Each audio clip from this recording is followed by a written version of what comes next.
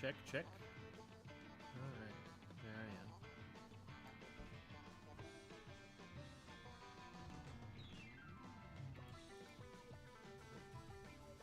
am. No, there I am not. Plot thickens.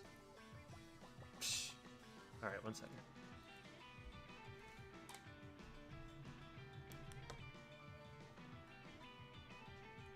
How about that? There we are. Okay, let's stick that right about there. That should be a good middle ground.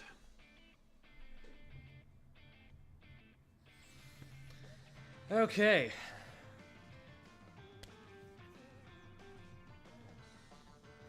Cool.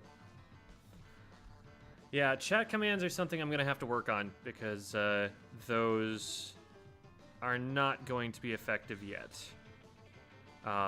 So, Jamie, don't expect any of those to be functional right now on the Twitch channel. There's something messed up with those, and I'll have to investigate that at a later time. So, apologies for that. Yeah, and I appreciate you checking, keeping up on that. So that's the real name of Yellow Blue. Anyway, we've got a lot to do today. There are 2 VOD reviews, and both of them could go pretty long. It's gonna be Katsumie on the ttek, and that scrim was recorded with a whole bunch of friends of the channel. So Ashik is in that, and Lilypad is in that. Dimples from Boneless Children. I think there's maybe another member of Boneless Children. Like, that was a pickup scrim pretty much exclusively based on people that we know. So there's probably going to be some stuff that, like, all of us could talk about there. And not just Katsumie herself. We'll also have a VOD review with statmango, who was so diligent. He came up with this whole list of questions that they typed up and sent over to me. So we're going to be going over those in addition to talking about the VOD. So lots and lots of stuff. Should be very educational. Might also go long. So I'm going to hop into the Discord server really quickly.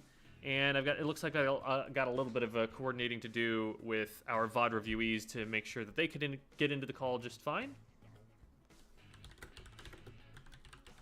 So bear with me for just a second.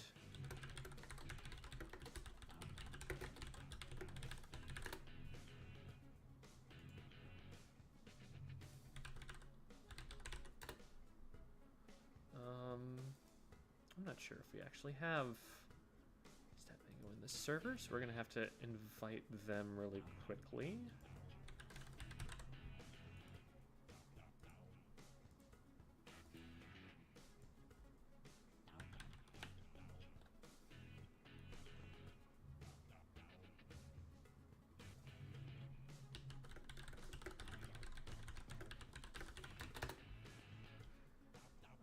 Katsumie, I think, time zone error thought that, okay, yeah.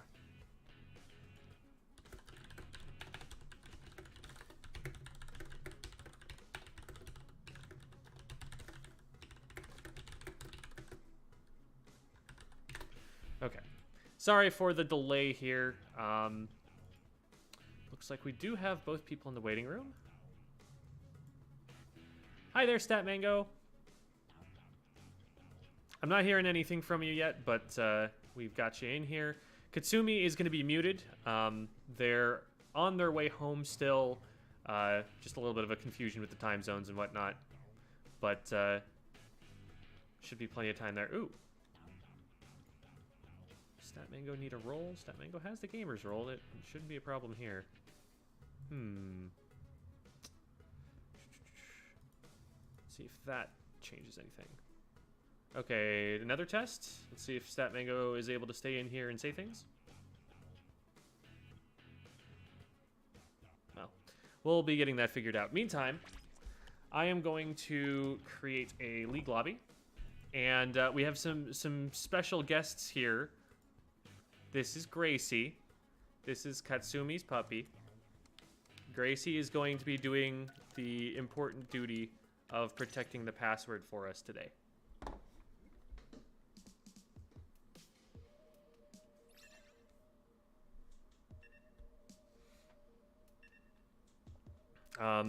And Devi, you're welcome to hop in here. It'll be the same password that it usually is.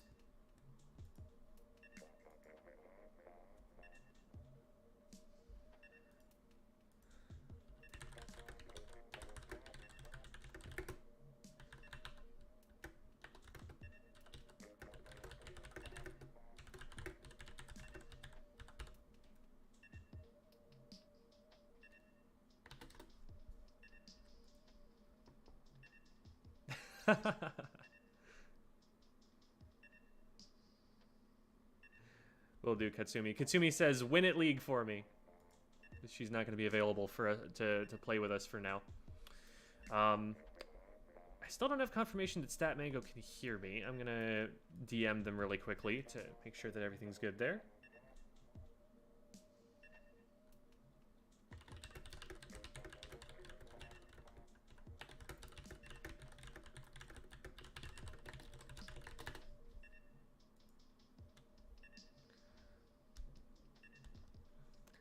For some bonus content, by the way, here's Biscuit.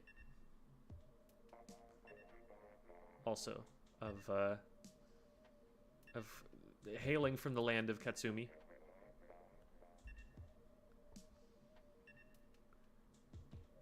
If I send you a pic of Bucky, would you use him to protect the league code? Sure. I'm always happy to get more pup pics. I've got a little bit more in terms of cat pictures than I do in terms of dog pictures, and it would be very good to start making some progress towards writing that.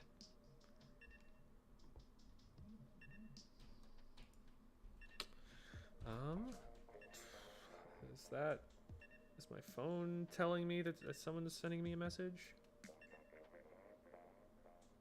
Maybe not. Okay.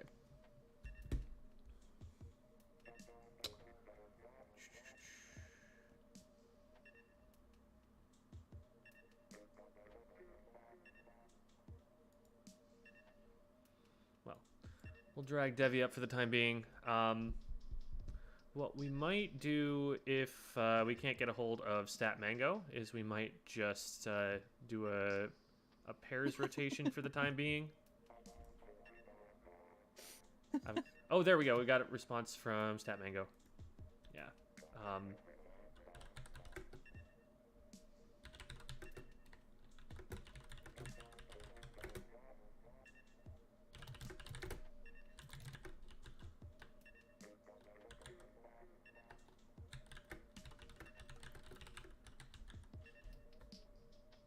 Katsumi telling me, not speaking, but gave me a very hearty hi. So, hi, Katsumi. Statmango is having trouble hearing us through Discord at the moment. So sad. haven't used voice chat often on Discord. Yeah, okay. Let me pull it up on my phone really quick because I believe that's what statmango is using at the moment, and I'll be able to walk them through this a little bit.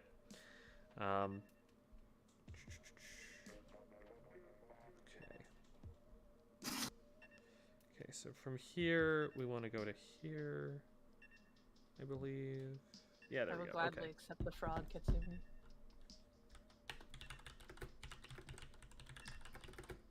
Okay, hear this. Every win we get in League, I'm getting a frog from Katsumi. Oh my goodness. Katsumi has that many frogs? I have not even begun scraping the barrel of the frog pics. And they've already sent me several.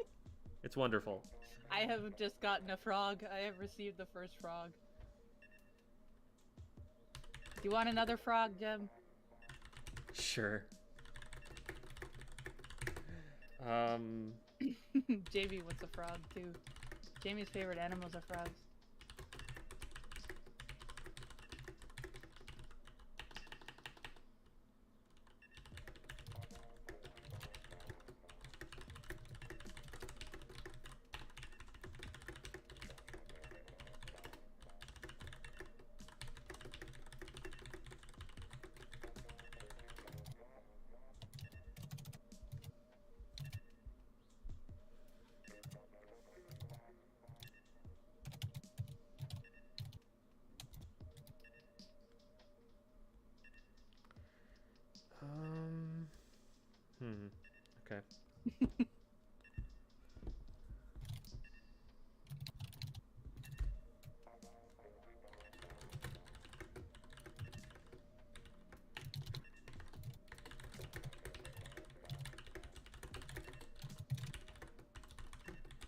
Jamie, you will be given frog. Yay, more frog! I got a frog that's trying to bite the finger that's holding it. And it's very cute. And then I've got a frog with a strawberry on his head, which is wonderful. I also had a frog from earlier that somebody just puts a top hat on. Ooh. They're all very good frogs. Is it just the 2, or do we have 2 more coming?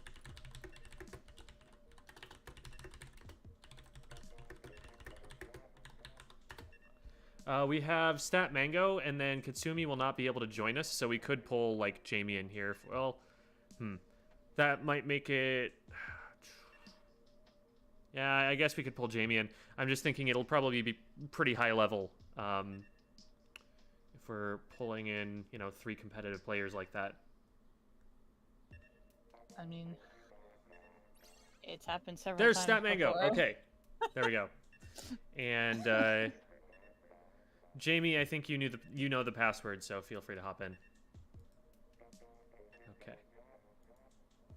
Oh man, Katsumie's making an argument for me to maybe have frogs protecting the password in future. Although a lot of these are yeah, all of these so far have been like either videos or GIFs, so it would be To be a stay still picture. I think I can run those actually on OBS. I don't think that's a problem. I don't even think it's even any more involved than that. Jamie sent me the same picture of the frog with the top hat. Oh man. Okay, there we go. All right.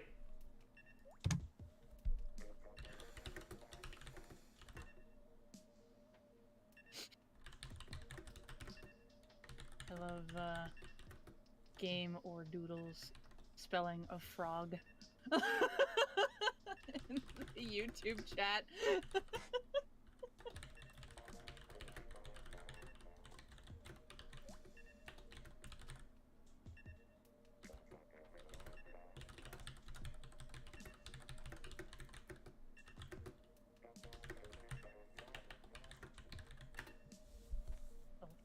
Alrighty.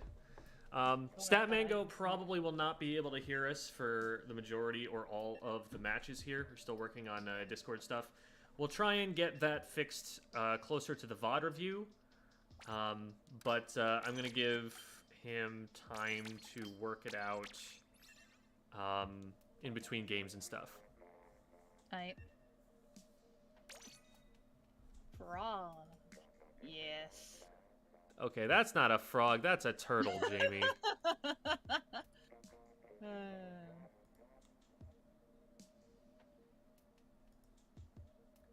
So they are adding on to the frog spelling.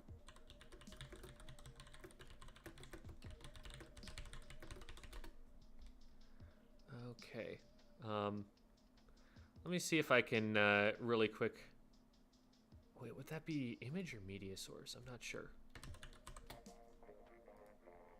Okay. So.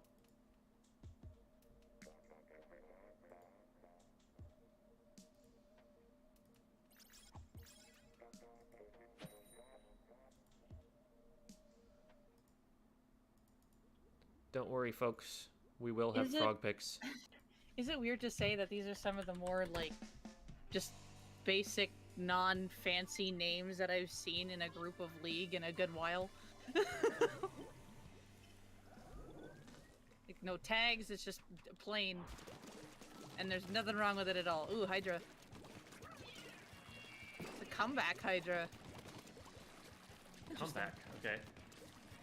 Drop roller on the junior. What, Junior? Yeah, they dropped all right. Oof. Threatening the Hydra, but I can't really aggress it right now. Don't worry, we're stalling it. There you go. Good stuff, good stuff. I think there's someone up here. There is. Can I hit them, though? You got that, Jamie? I think Jamie got that. Good stuff, good stuff. One more on Jamie. Cool.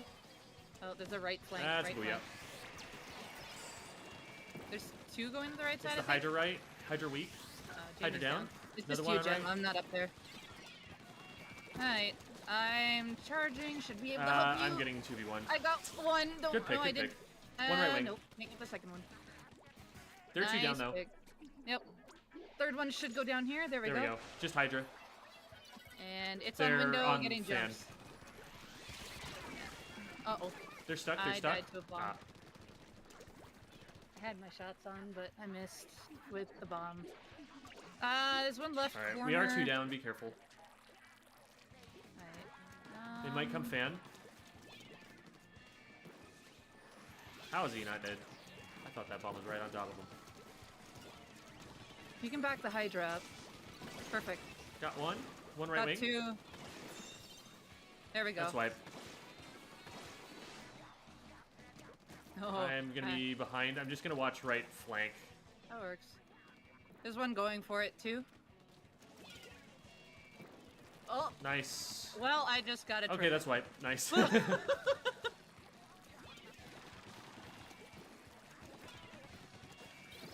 Oh, they're gonna drop on this. You're fine. I'm gonna do this.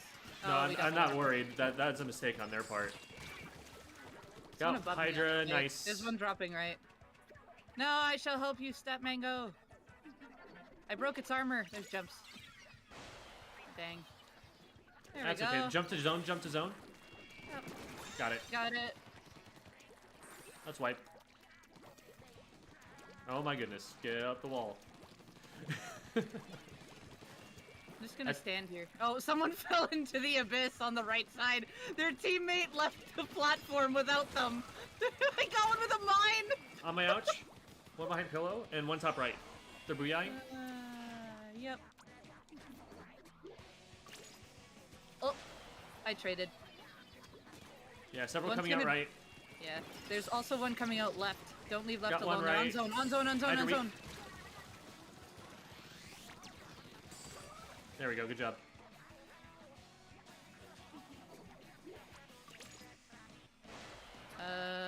We have who's numbers on the- here. We can take Yeah. zone.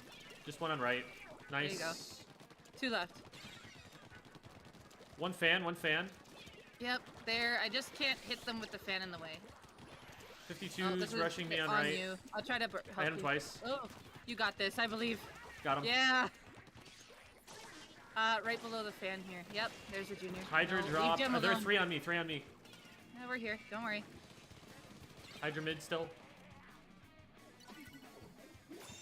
Good Oh, cap. I need to back up. I'm stuck. Thank you.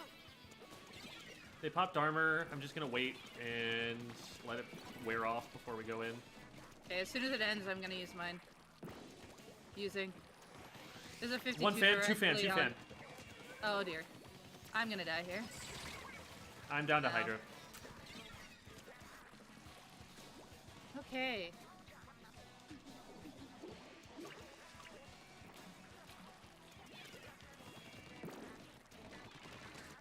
They're in our office, top right here. I'm gonna try and go out left with Jamie. Okay, let's go. Let's go.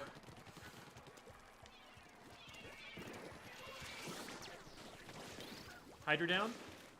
Another one on me. We need zone. It's just Junior.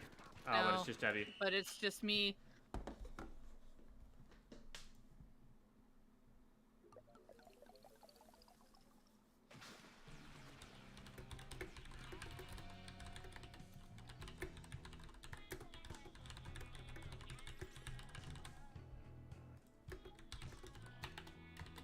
Okay, it says I'm voice connected. Hey, there you are.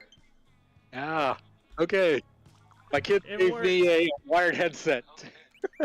Awesome. All right. Glad that's working now. I don't know who that is. Sorry. I got a friend request, and I'm not sure who that was from. Oh, Oops. nothing. Oh, goodness. It's like hearing yourself.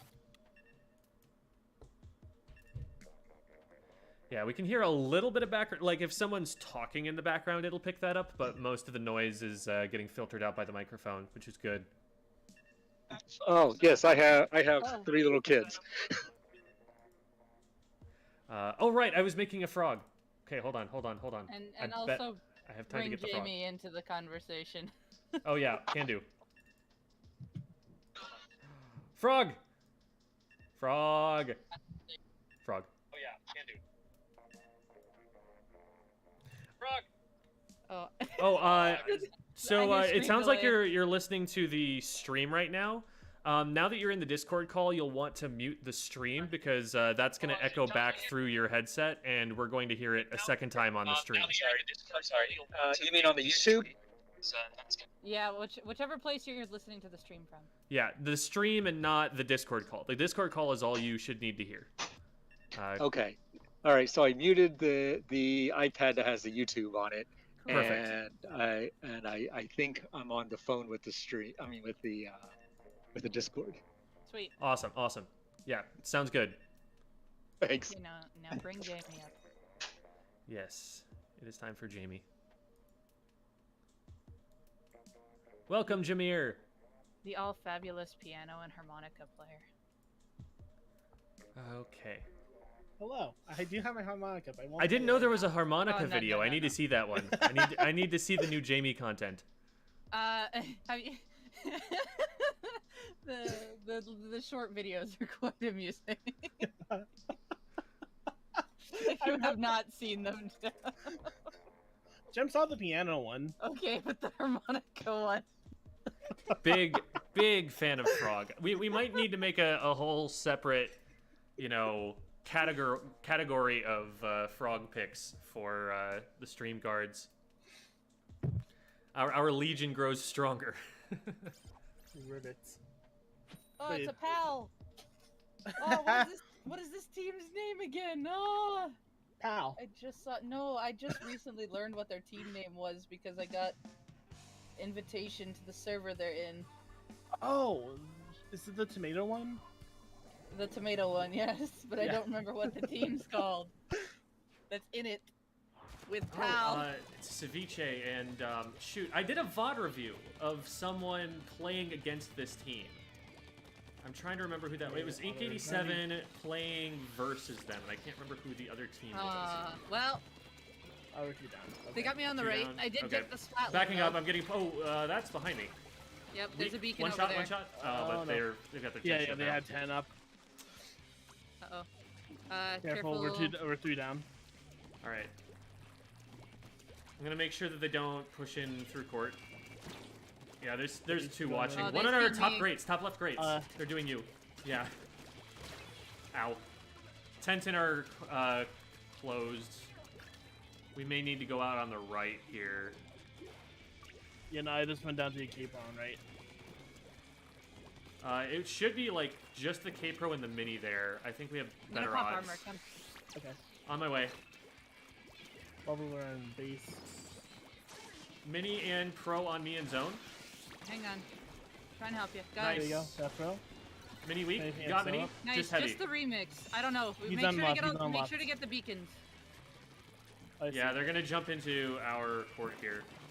There's two dropping left right now, and the pro's one of them. This is right. What am I talking about? Yeah, I was like, that. There is nobody here. One from Perch as well. It's Mini. Once Spyling's hanging He's on top down. left. Good pick. Tent got me on the right with the Watch pro. out for Booyah. See? Tent's in the shield, bubbling. Tent's bubbling. We bomb coming out They're left they're side. right behind it in the bubble. In the bubble. Watch out behind you guys. There's two Oh, I'm pinching enemy. from behind. I should have had that. 10 I'm out of unlocked. here. Got two. There you go. I don't know where Okay. this tent is. Left side. Yeah, they would be My on those directions somewhere. are a little funky Mini right court. now. Archery. Okay, there's the mini's right Painting below zone. me. Oh, tent is court. Tent is court. Okay, I pushed Got the one beacon. splatling back. Oh, there's I missed there's K-Pro here somewhere too. K-Pro or Base tree, I tree. think. No, Spyling. That's Spyling. Okay, I've got No, the K-Pro's there. K-Pro's there. He is. The mini's Booyah. the only one on me right now. K-Pro on Mini me, and- still tree. I've I got see mini him, and tent on my What? face. They jumped, I guess. No, they're right here, He's right here. Got him. Got him. Good shit. I got tent. Mini is directly below me somewhere. Oh, I don't know where. Spyling's on left They're side. waiting for me. One dropped left, drop. Maybe bomb it's just coming out. bombs. Watch out Oh, for my shoot, those are missiles. Oh missiles. no. I'm good, I'm good. Sorry, statmango. On left, on left. I got the splatling. Got one. Got The one one's down, nice. behind, Just 10. tents. They're on left zone. On top mid now. Oh, hey! Hey! I'm gonna just run away, literally. Paint I just left see side you. of zone and we Careful, might top actually left, get capped. statmango. Mini top left, they're weak. 2 are coming in from the right as well. They're gonna pinch 2 and 2. They've been doing that the whole game. Alright. Yeah. Froze down by our tree. 10 is weak, got him. There you go. Mini's behind the left side of zone in the booyah bomb. Popping armor here. Heavy's down. Nice. There's another one behind the tool. Oh, on tool. Hold zone Below for me, 5 below me, seconds. below me. There we Nice. Good shots. Okay, over there, snipe. Mini. 10 coming out left by our tree. Okay. I am in spawn camp position. I don't think Tent can actually do anything yet. I'm going to force Got them him. left. Literally forcing them left. There we go. Good job, good job. Whew. Literally running away. I just see you running away from the shield. Literally, I couldn't swim, so I had to run across the grates. Oh yes. Strawberry frog, yes. That is the most extra spelling of that I've ever seen in my life. Did you like the turtle I sent you, Gem? Elder Squids. Shay and Ceviche started a team called Squidfany, but Brawliv is still on Elders. Yeah, I have no idea. You have a lot more background on that than I do, Tiny Tree. Oh my god. What is, what is this, Katsumi? I want to see. I want to see. Is there another You frog? don't want to see this one. Oh, is Yes, this I the do. is this the PS2 graphics frog? It's Kermit falling from a building. Oh, I have that. I have that one too. Hi, Katsumi. Hold on. I have a lot of current ones. You want to see them? No, we're fine. I don't need to have more. I'm gonna have Ooh. another Debbie, do frog. you like that? Do you like my frog, Debbie? This one I feel Uh, bad. Statmango has Katsumi. Statmango will need to go back to waiting Jim, room. you better be so freaking proud. I literally went 50 and a 45 just to get here. You better be so freaking proud I'm here. You went You're 50 here. and a 45, you said? Yes! Okay, now it's on the That's- top left. That's two down. reasonable, I think. Tetris after me on left side. You would probably not get pulled over for that. Oh no! Okay, I just ate a booyah bomb. Careful, 2 Sat. coming right. Watch out for the right. And Both also, splatling. for the record, Statmango is out of the Discord right now, so you Yeah. will not be able to refer to them. Okay. Oh boy. Help! Mini on my out. One shot. So I'm one ready to shot. join the league We room. have numbers. See if we can get towards zone. They're jumping to zone. Oh, we need to clear out our spawn first and then push in. Yeah. Yep. Okay. Okay, let me take care of dropping this down right mid. side. It's splatling. Oh, there is brush sharking. Yeah. They're jumping to I that too. see. I have Oh, armor I up, missed but the we're. shot. Don't go that way. Don't Yeah. go right. Well, there was a bomb. That's You guys probably good. lose, you're getting no frog. No, Jamie, why did you jump back? Because Tetris were there and I couldn't challenge it. I also had armor. You had a wall. Yeah, JD, All you right. had Well, a that wall. was a little chaotic, but let's see if we can get Statmango back in here. And also, Jamie, really appreciate you stepping in, but we do now have Katsumi here, and so Katsumi should be able to join us. Alright. Thanks, Jamie. Welcome back, You're Statmango. welcome. Thanks, Jameer.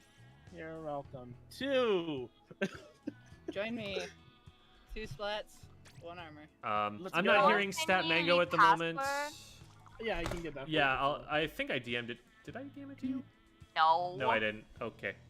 Just leaving me out of the picture here. Really, Jerry? Aw, thank you, Jamie. You're so sweet. Thank you, Jamie. Aw, you're most welcome. Jamie out here doing a better freaking job than old Jim over here. The frick's been going on with you, Jim. Okay? Freaking weird, alright? I'm joking. No. Please don't kick me out of Squid School. I love you, Jim. You're Katsumie, expelled. You sound like the rebel of Squid School right now, and it's hilarious. I mean, someone's gotta do it, man. Someone's gotta freaking do it. Hey, losers, what's up?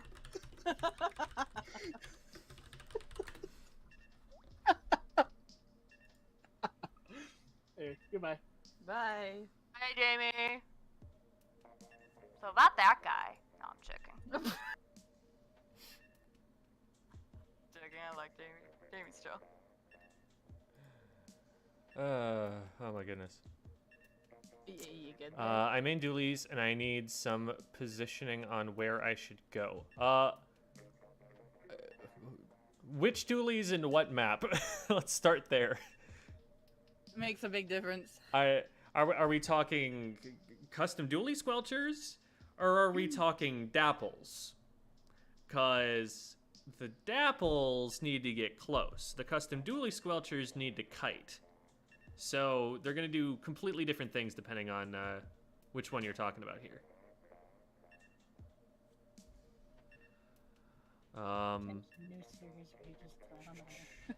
Julie's function is Slayers. Oh, okay. So Slayer Octophones is a weapon roll. It's characterized by generally being very maneuverable and able to splat very quickly.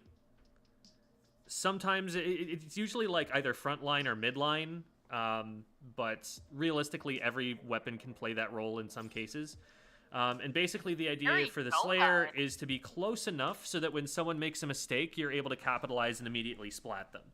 Usually that mistake will involve attacking one of your teammates who decides to not do things and instead just backs up to give you space to get the splat.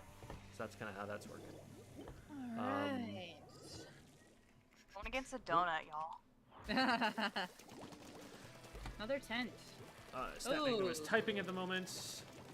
That's That, that is yeah. a thermal ink explode. So as soon as it hits you, they're gonna see you. Yeah, that explode just looks really aggressive.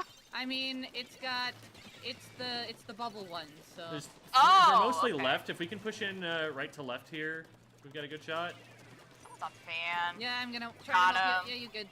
Tent's in the way. Oh, shoot. Bomb I'm rush dead. down. There's a hammer. I see the hammer. Hammer is gone.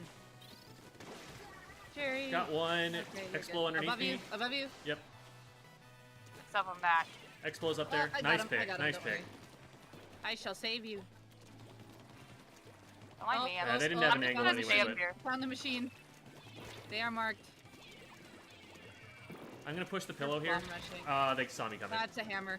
Oh, I'm sorry. I was going back Oh. on fan. Lol. That is Oh, good. One probably on zone. the One on best- zone. Collapse Yep. Katsumie again. They're behind you now. Oh, I see him. They're bubbling. Heads up. He's Good dead. pick. Good pick. Let's go. 2 on plat. Oh, tent's on zone. Tent weak. I can Sent down. bomb rush too. Got Explo. It's just machine. Watch the right. Machine is There. spawning. Oh, right below you here. I can't 1v1 that. I'm beside you. I'm in their No office. bombs. Well, I'm gonna inkjet. Y'all mess him up with inkjet, Jim. Oh. Let's go. Yo, Debbie, pop off. Let's go. Just the Explo. They are top left, I think. Nice. What That's Explo? delayed wipe. I feel bad for Mr. Donut on the other team. Like, we're kind of destroying 2 on this my team, ouch. not gonna lie. Oh no, I can't aim. 2v2. 2v2. One coming out flat. Statmango's on the job. Statmango's got it. Oh, I we're so believe- close. We just have to paint. They're weak. Yes. Oh, nice. Good Okay, I was hold. like- Good hold. I was like, I'm Okay. gonna hold them off in base. You got this. You got this. I'm gonna wait a second because it looked like Statmango was trying to type something at the beginning of that match. I'm sorry, Donut. Oh. All right. Gary Can Donut we- only got 1 kill. Can we be heard now?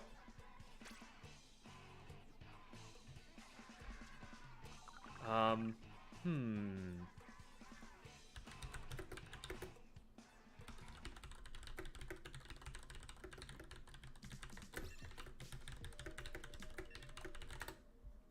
I'm gonna see if maybe they can like unplug and replug the headset. That seemed to work last time. Perhaps. Mayhaps. I could send something so cursed to the group chat. Oh dear. You know what? I'm gonna send it to you, Debbie, first. Of course it's gonna be to me. Well, like Debbie, you're chill, and I think you can handle this better. You can Alright. handle this. Okay. Alright. Octophones, which dualies did you say you played? I might have missed it here. I'm so sorry, Debbie. Do you mean ttek, and is ttek... Do you mean viable or viable? I do main ttek. That is probably the single weapon I have played the most. The only other one might be kshot. They're very close. It's viable, but not optimal, I would say, right now. But it has been viable for most of the game's span. It says connected. So, don't show that one to Jamie. Yeah, I won't. That's why I didn't send it into the group chat in the first place. Oh boy. I saw that and I was so tempted to send it, but I was just like, nah, innocent babies here, so nah. There's a couple other people who are DMing me from Squid School about frog pictures. You should put them in the. You should put a couple of them in the pictures chat. Y'all do it. Yeah, it's Gary Donut, y'all! Yo! You are so happy about this. Dude, I love Gary Donut. I don't know who he is or what he is, but I mean, like, I love him. There's 2 on, right? Ah, Oh, Charger. wow. Charger got me left.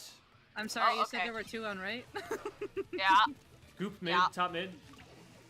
Yep, Goop got me. They're jumping to Goop. Who's Goop now? The YouTuber. Gooper. Oh. Okay, I'm educated now. Oh, I died. This is a bad drop. Try Slosher's on left. Okay, I'm gonna try and go in from right. Uh-oh, uh-oh, I'm uh-oh. not going. Oh, the try's pushing They're us. 2 in our down. They're face. 2 down. Let's Funny. go. The Expo's on the zone, though, backside of it. Yeah, Yeah. just. Yeah, the try is just being weird. I got the try. Got one jump. Another one's bubbling on zone to save themselves. Yeah. I jump I'm see gonna him. try and take the other side zone and then each head over the No, top. it's Flash on Donut! the I right. killed Donut! Let's go! Right side zone. I'm trying to get over there. Oh, the Oh, he's Stingray's Stingray. mine. Yeah. Nice. Let's go, Debbie. So, oh, help me Okay, with the try. focus zone. Focus zone. Thank you. There we go. There's Goop armor. on top mid. No! On my Big ouch. drops. Above. Yeah, Explo. That's YouTuber. I'm gonna use statmango. Oh, try got me on the right. I missed my shots. On the right side, Gem behind you. Hit him twice. He's weak. Got him. Nice. Watch from the left. They just bubbled. Yeah, from it's top blaster left. traded. I got one. That's 3 down, just the goo. Just YouTuber. Got 2. Paint the zone. Okay. Good Oh, job. I Good hit- job. What did I hit? A bubble. They're on their Try snipe. is gonna go left or perch. Clash on the right. Yeah, you got this. No, Good shots. I traded with it though, sadly. I missed Got one. like half of them. Rain coming they're on right snipe. side. Watch left. They're on. One coming in right, one on their snipe, I'm sorry. and one on left as well. They're separated. Oh, okay. Explo and YouTuber both watching left. Good I lead. see it. Yeah, I tried to push back the Explo. Oh! Try's on right.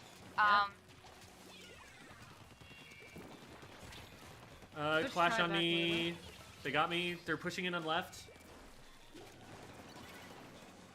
I cannot hit below today. There Thank we go. you for the follow Keep up. left zone. Keep left You're zone. welcome. Keep painting. Paint zone. Paint zone. I got you. We're so close. Oh, the Explo dropped. There we go. Oh, they jumped. There you go. They've got to Punish the make a drop. desperation push now. Oh no! That should be it. Good job. Good job. Oh, All right, we got another frog pick coming in. Let me try to find a good one this time. Ah, yes, a classic. Perfect. There's that boy.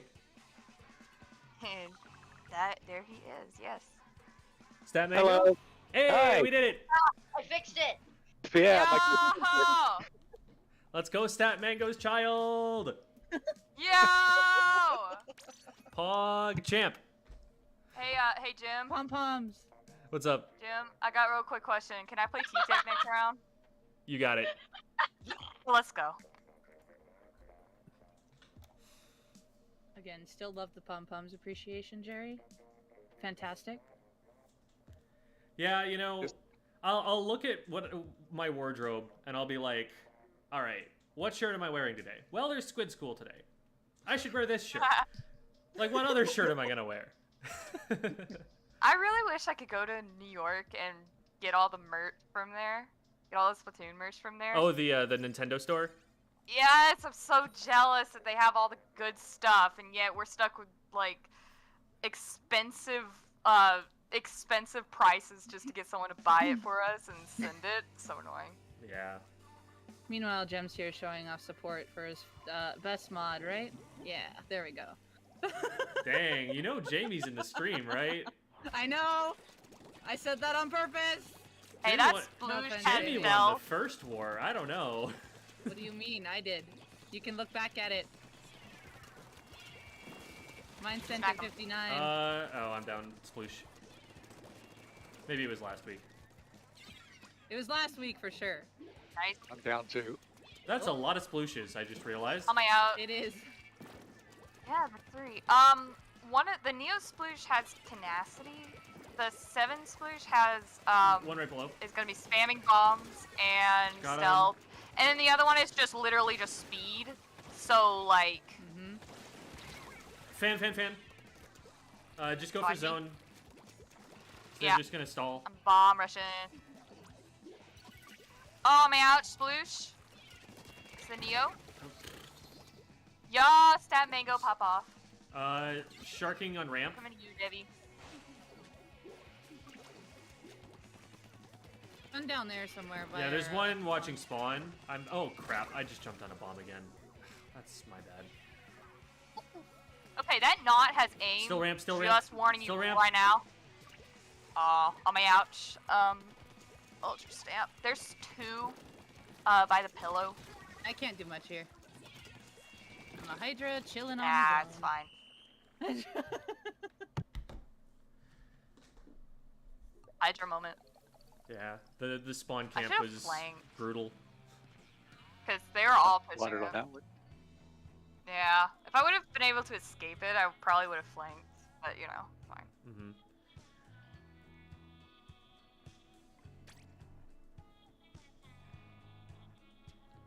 What does the calculating Already lost, power do? So I'm gonna. So the way that the system works,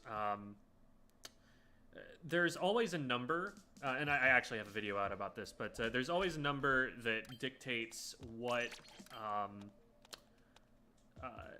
your power is really behind the scenes. Like the letter ranking is really based on that number, and just looking for the right gear while I'm talking about this.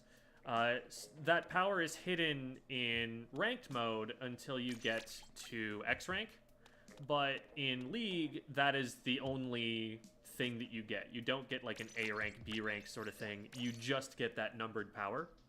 In order for it to determine that power, unlike in ranked mode where it just starts you at the lowest rank and you go up from there, it takes 7 games and kind of averages like who you beat, who you lost to, and figures it out over those 7 games, and then it reveals that number to you. It doesn't feel confident showing you that number until you've played 7 games, just because statistically it doesn't have good enough information until then.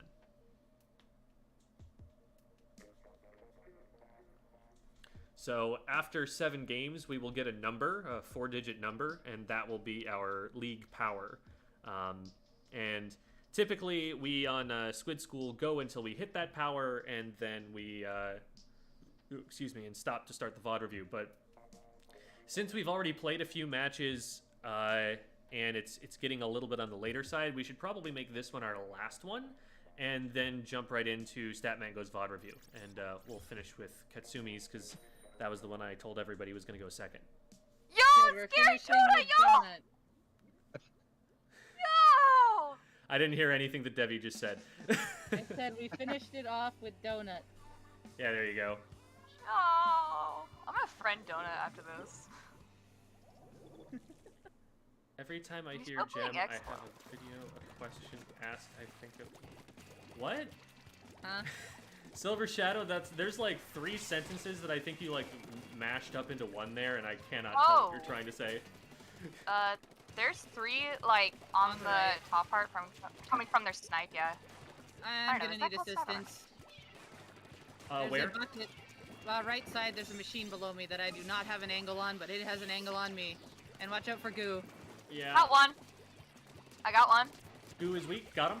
Okay, now the machine's still sharking underneath. Or they went left. There Hey, we go. the X-Flow bubbled. Yeah, Explo is up on perch. I am getting ink back. Yeah, push drop, push drop. Nice. Nice. Okay, it's called dropped. Nice. Thank you. Oh, Pushing goo the on blaster. I'm almost dead. Goo's Oh, trying blaster to down. help me out. I have jet, so I'll wait those bubbles out. You know what? 2 on their perch. Fight me. Nice. Yeah, I got donut. Let's I'm go. gonna have 2 on the right. Got 1. Another Another Nice. one should go down here. Got Okay. nice. Watch the goo. Watch the goo. They're right over that wall. Oh yeah, hey, hi goo. Oh yeah. Alright, there we go. That should do it. Yeah, nice. There was one coming from left, but Yeah, Okay. should Oh. not have time. it was donut. On this Yeah. zone, Donut. if you're in the lead and you have the whole zone painted with like 15 ticks left, it doesn't matter. They can't do anything in time. And a Hydra Yeah. in their base. It doesn't help. Yeah, like, I like the map mode, but the problem is it just takes too long to cap the zone. Like, I don't think it'll ever be competitively viable. Alright. Dropped something there. Alright. So, let me get us swapped over, and we're going to be watching, first statmango. So Katsumie, you can, chill for a second. I know you just got here and you had to speed terribly unsafely, a little bit, to get here. It's fine. You got to go use the bathroom, get a snack, whatever. Now is a great time to do that because we're going to be talking to statmango for the next little bit. Awesome. What snack should I get? Ooh, what do you got? What do you got? And chat will need your input on this, too. Yeah, chat, I need input too. What Alright. should I get? What is the snack? Do I leave What a is- league battle? Yeah, we're done playing in game for the time being. What I will do though is I will, when I have this all set up, I will screen Gunny share fruit. in Discord. So when I do this, you will see up over next to my name, it's the red word live. If you click on my name and then click watch stream, you will see what I'm putting on stream with less delay than you would see it on Twitch.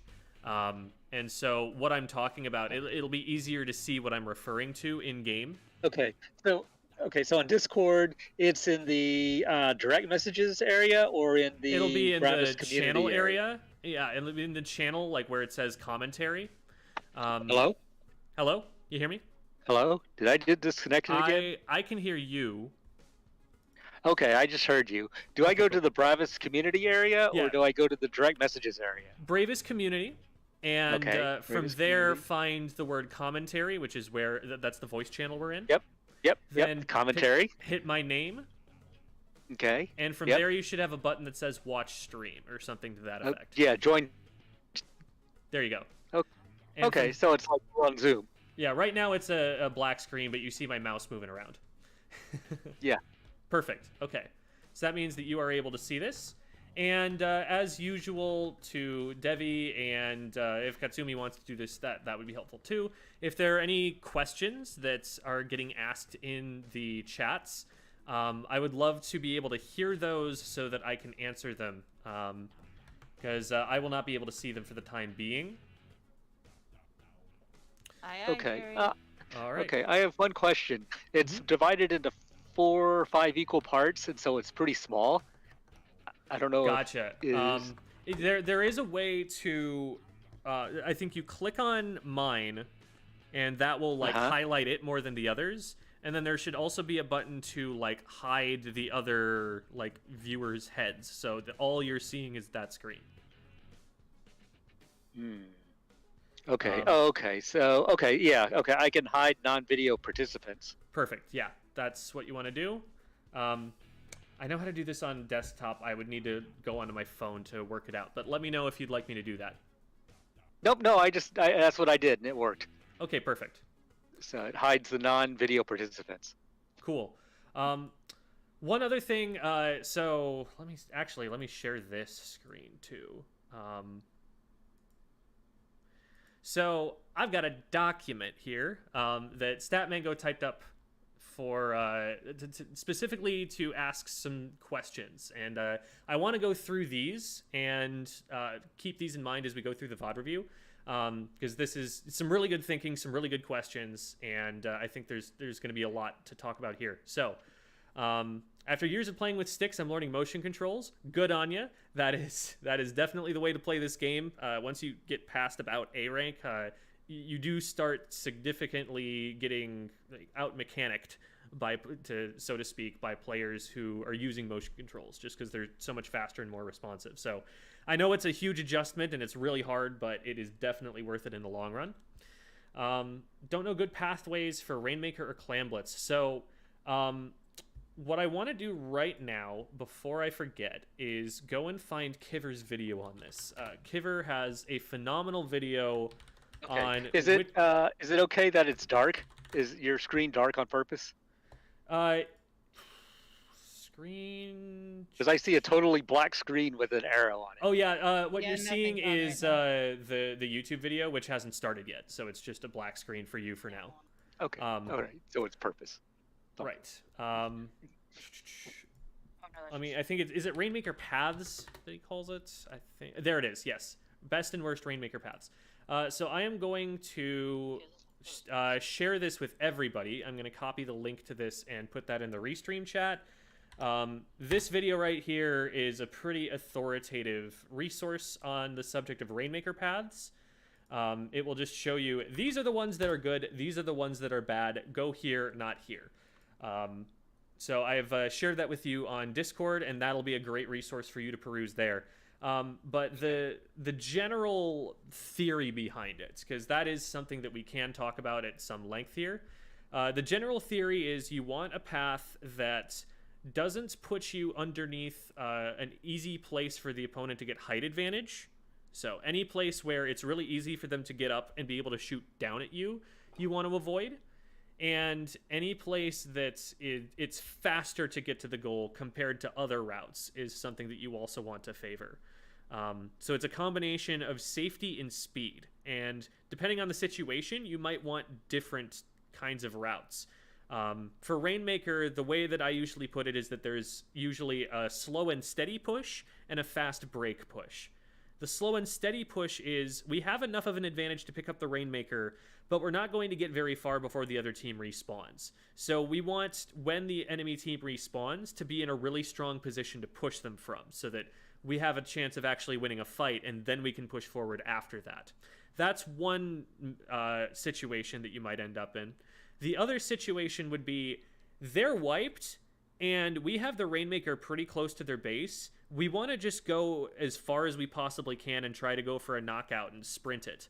So think about like a fast break in basketball. You know, you've got the ball and you're past all of the defenders, but you got to move, because if you don't, they're going to catch up to you. And so the fast break push is just what gets me to the goal the fastest.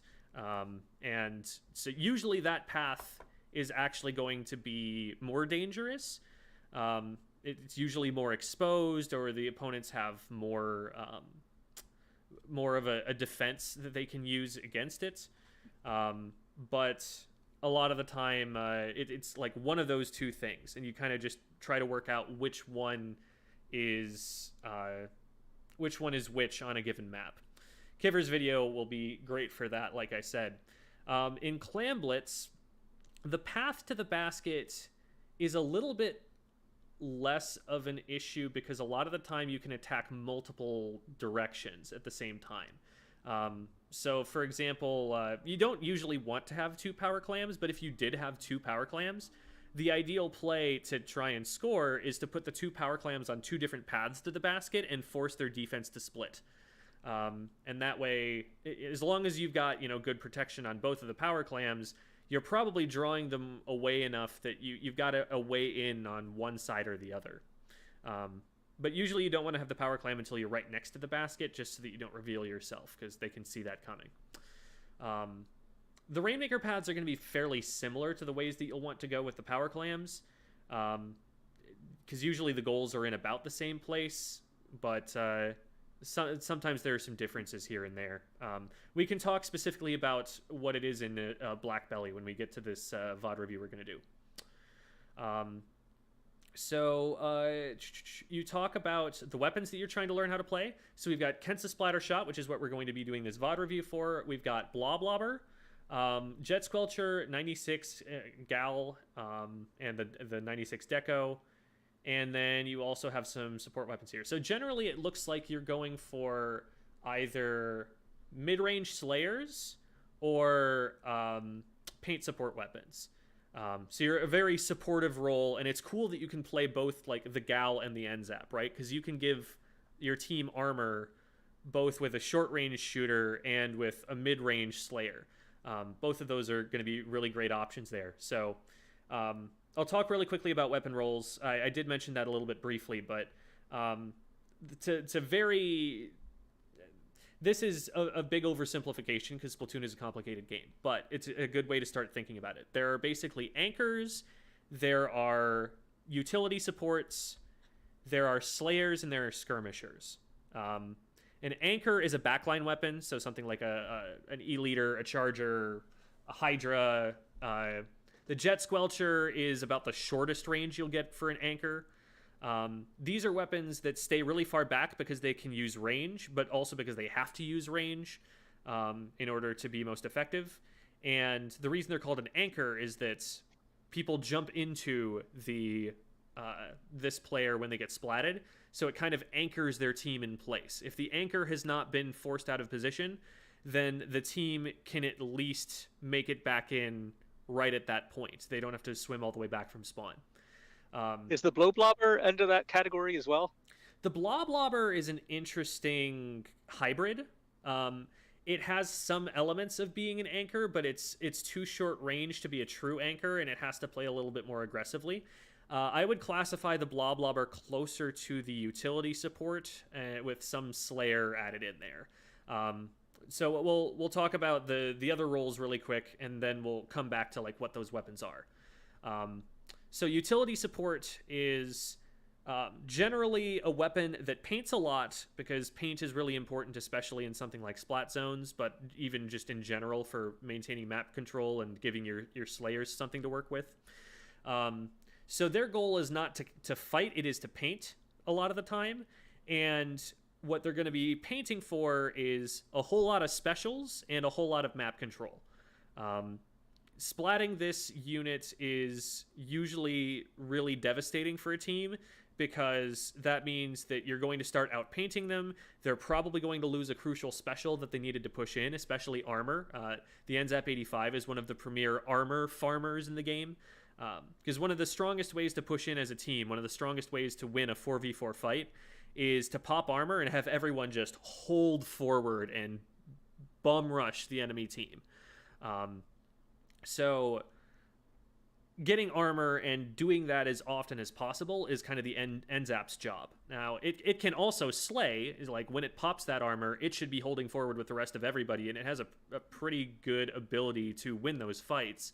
But it's too important to risk itself on just a 1v1 in mid when nobody has an advantage yet. It's just got too much utility in the armor and in the paint output to really want to risk itself as much. So that's kind of the NZAP. NZAP has been a top tier weapon in the game since launch, and I guess not the Tri-Slosher meta, but as soon as Tri-Slosh got nerfed, NZAP was a top tier weapon, and always has been. So you're in good hands with that weapon. 96 Gal, it's kind of a hybrid of the utility support and a Slayer weapon. A Slayer weapon's job is to get splats. It's to remove the enemy team from the field.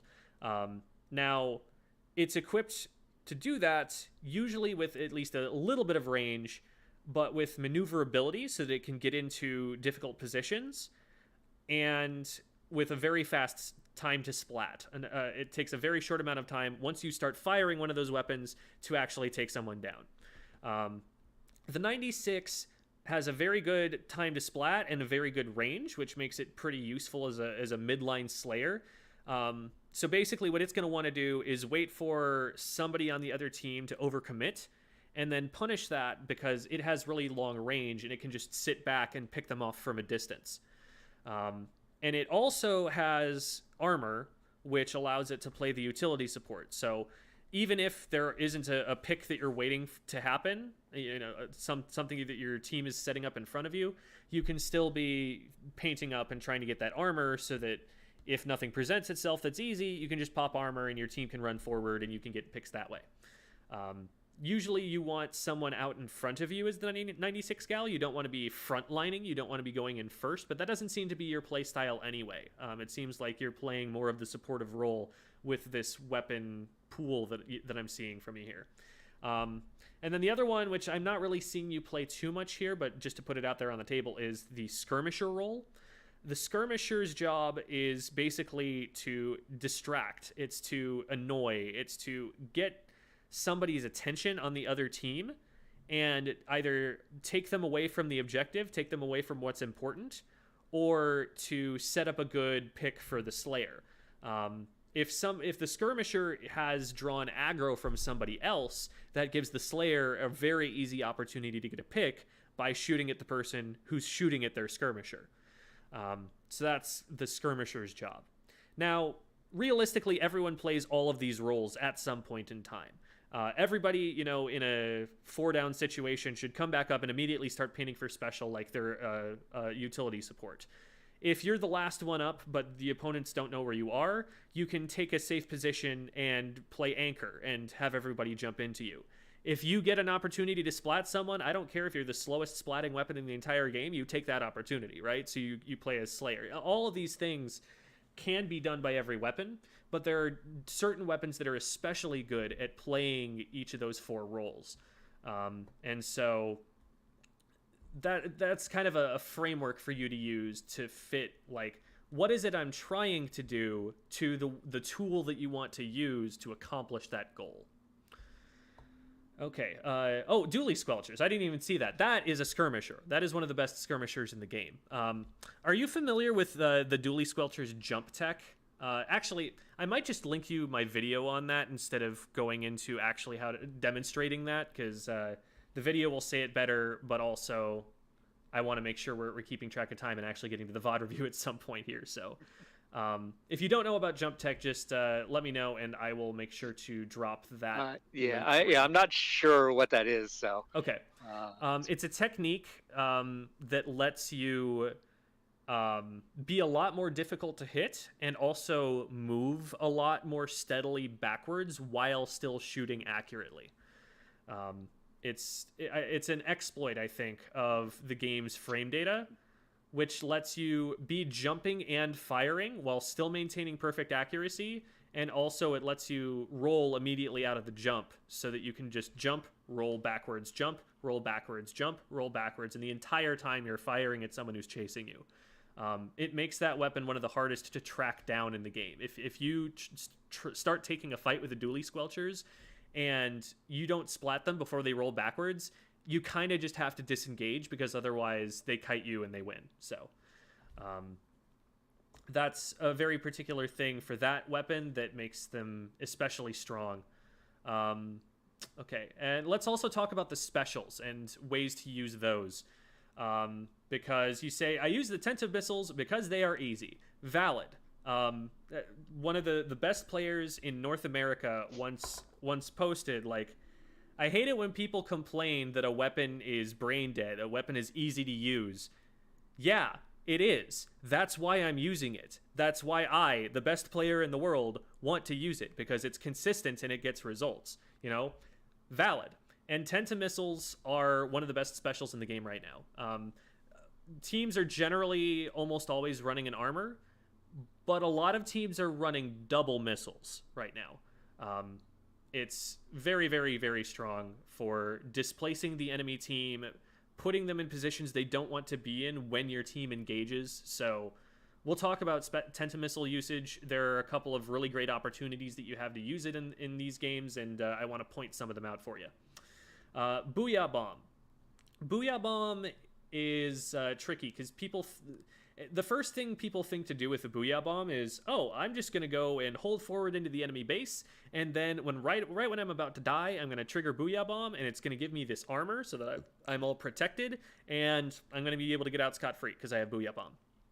Typically, people get shot out of the air trying to do that. Booyah Bomb is a special that you use to displace the enemy team, very similarly to Tentamissiles. What you want to do with it is throw it in a place where it forces them to move in opposite directions. Or if you can't, split them up in opposite directions, push them forward out of their cover towards your team.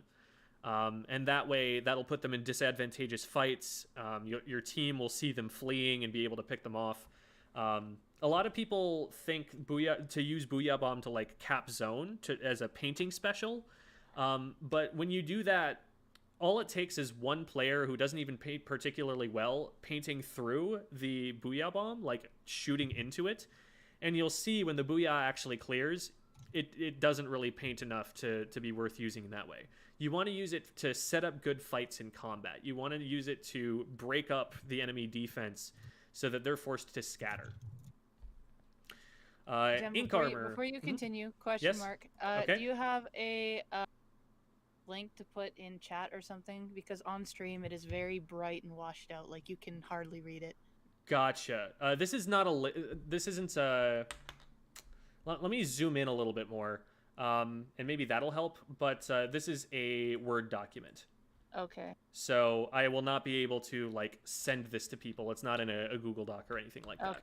Yeah, because it's really bright. It looks like almost like water spilt on it. There you go. That's much better. Is this better? Okay. Gotcha. Thank you, Jim. Yeah, no problem. All right. Ink Armor. So like I said, Ink Armor is the I want to hold forward now special. You can't use it as a defensive special because it takes about 2 full seconds to trigger and also leaves you stuck in an animation while you're using it. So you can't just like hit that and all of a sudden be, protected from someone who's fighting you. But what you want to do is like be in a safe position, pop Ink Armor, and then hold forward and take a fight with your teammates.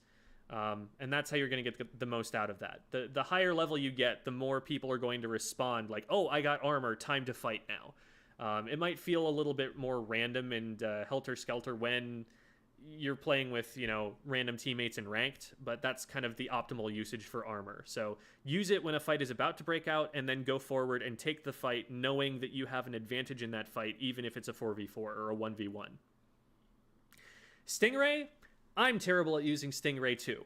Stingray is one of the most technical, high skill ceiling specials in the game. I would argue that it's on par or even harder than Inkjet. The thing about Stingray is that there are a lot of tools you have at your disposal that enable you to see opponents with that special. As soon as you initiate it, you see for like half a second a flash of all of the other opposing players on the map. Like you can actually just spot them using the Stingray. But that goes away as soon as you start doing damage with it. So you don't want to just be like constantly stopping it and starting it and stopping it and starting it because you'll never do enough damage to splat anybody. So they always have a little bit of a mind game. Like, where am I? Where am I? Am I going right? Am I going left?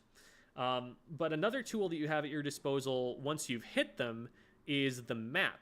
The map will actually show you opponents who have been damaged recently, and if you hit someone and then pop the map open, you'll be able to track them using the map and see exactly where they are.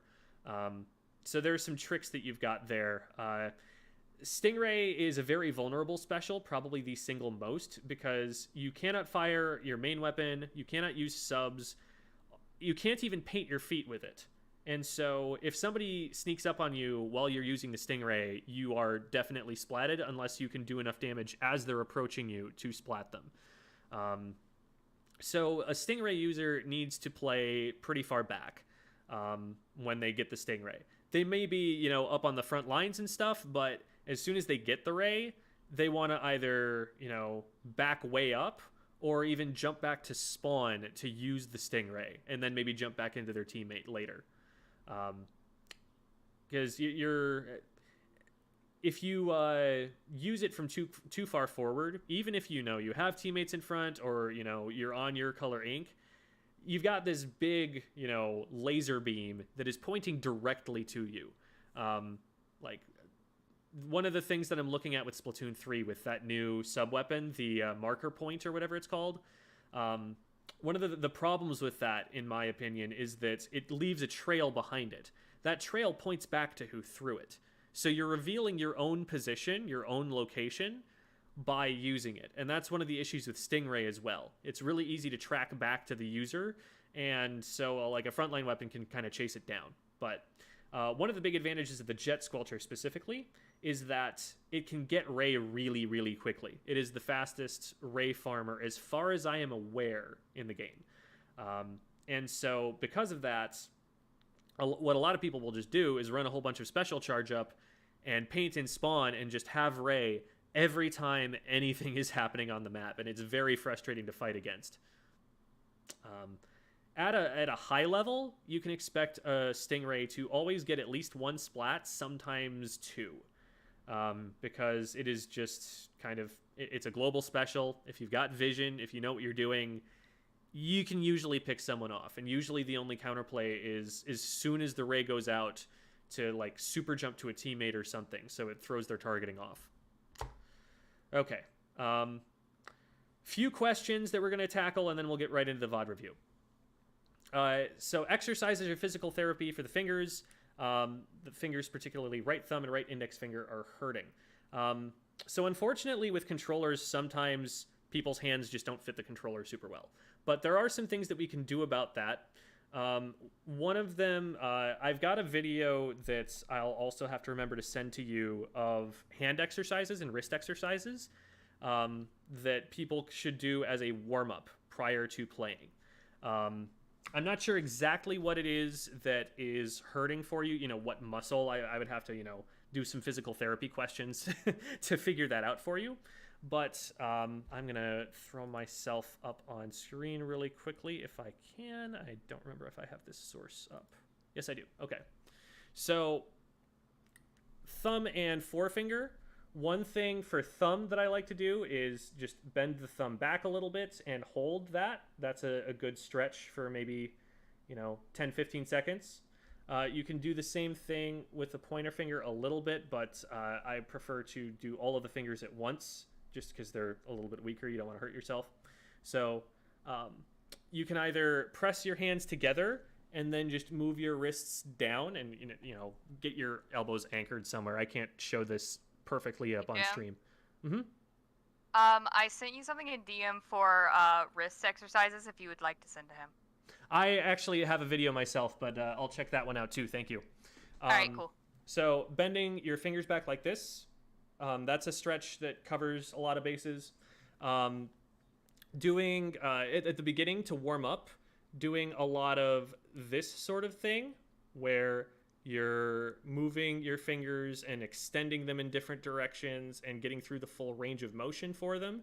That can be really helpful. Doing some, circles just, again, to get the range of motion warmed up.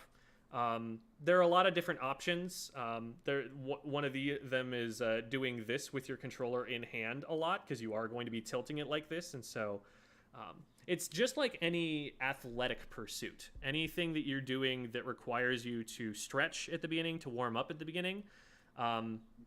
People don't think about video games the same way, but like people get overuse injuries in exactly the same way. Stress fractures, torn ligaments, things like that from playing video games. And so the same physical precautions should be taken. And well, we can get you some exercises for those. Looks like we have a couple of different resources for that. Also, if something is starting to hurt, icing it can often, undo some swelling and get you back on your feet, in air quotes, faster. So we've talked a little bit about optimal paths for Rainmaker and Clan Blitz, optimal places to attack and defend on each map. This is an on each map thing, unfortunately. That's something that, you know, we'd have to go through every single map in the game to really talk about that effectively. But some general principles would be high ground gives you an advantage. Open sight lines give the longer range weapon an advantage. Cover gives the shorter ranged weapon an advantage. Anything that has ledges that you can stand up on give an advantage to weapons that hit up over the top of ledges, like rollers and buckets. And any place where you can stall them by throwing bombs can be a really valuable choke point to defend at. Shooting with motion controls. We can definitely talk a little bit about that. Let me pull my game screen back up. And I am going to just go into the training room and show you for maybe a couple minutes the drills that I do.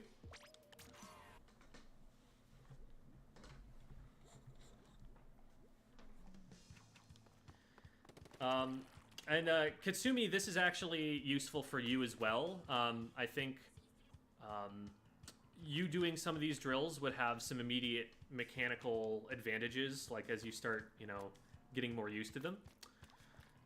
Because you guys are playing pretty much the same weapon class. So, when you're aiming in Splatoon, there are a couple of things that can make your aim inefficient. One of those things is overshooting. So you're here, you're trying to aim at this guy. If you overshoot, then you're gonna miss 2 or 3 shots on the left side of him before you realize, oh shoot, I missed. And then if you overshoot again, that's a really slow kill time compared to just getting all 4 shots right on. So you don't want to overshoot. One of the things you want to practice is snapping directly to the target and then stopping it there. You never want to go past it. You always want to just go straight to it. If you're going to miss, try to miss on the side of, you know, at least for this drill, try to err on the side of not going far enough, because overshooting wastes you more time, whereas you can keep the same momentum going and just keep going if you don't go far enough. So that's one thing to work on. Literally, like at the beginning of a solid warm-up I'm doing, I will just spend a minute or two doing this and trying to snap to this target without overshooting as fast as possible. So there I did it too fast, and so I'm going to slow it down and just get to where every time I snap to something, I'm never going past it.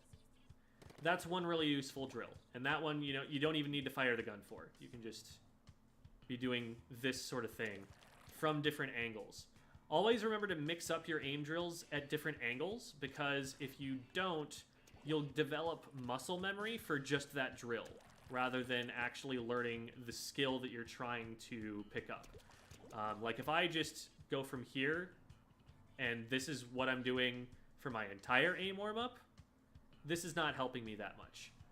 Even if I can do this perfectly, as soon as I have to aim left, I've lost all of that. So just kind of get that crosshair. That's a pretty good way to get your aim on. But you don't even have to hit it. You just have to snap to it and never overshoot. Next thing that can be really, really bad for the efficiency, for, you know, the amount of time that you are able to spend firing shots, is curving your aim. So let's say that I have to go from where my aim is right now to this target above me. I want this to be a straight diagonal line. I don't want to be doing this kind of thing where I go up and then back down, or down and then back up, or doing a little curly Q around it or anything like that. Again, just straight lines without overshooting. So that's another thing, you know, if you catch yourself going up to one of these things and you're having to do a little like loop-de-loop around it, slow yourself down until the point where you can do it perfectly with just a straight line. If you've ever played a musical instrument, it's a very similar principle to how you want to practice that. You always want to do it as slow as you can do it well, and then slowly speed up from there. So instead of just trying to go, you know, trying to get it fast right away and doing it very sloppily, that's only going to let you practice it sloppily. you need to go as slow as you need to do the job well, and then slowly speed it up. And there I did it too fast, so there I'm going to slow back down.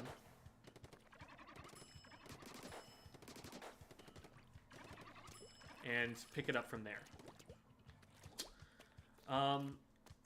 Last thing is you always want to practice that as soon as you miss shots, you move. So I missed a shot there. I'm going to strafe left or right. I'm not going to just stay there after I've missed. And this is... You can add layers of difficulty to this, obviously, by using the moving targets for all of these drills. So, like, this will also teach you about how to lead your shots, which I'm not going to talk too much about, but, you know, if I aim directly at the back of this target, I'm going to miss behind it because it is moving. The projectiles don't get there instantly, so I have to aim slightly in front of some targets. And it's also always, against a moving target, a better idea to aim too far in front of it, because in a real game, what's going to happen is you're going to paint their feet, and then they're going to stop dead, and they're going to land right where you're shooting. So even if you miss the first few shots, you might just trap them in your next shots after that, and that can work out just fine. But going back to what I was saying before, you can add layers of complexity by doing these on the moving targets, but whenever you miss a shot, always move, because missing shots gives your opponent an opportunity to get their aim on, and you need to take that opportunity away.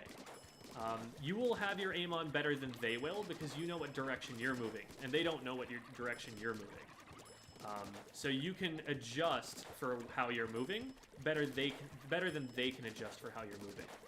But if they start hitting you, or you start missing, you gotta throw their aim off again. So as soon as you miss anything, swim strafe or shoot your feet and get out of there. And it will save you in the long run.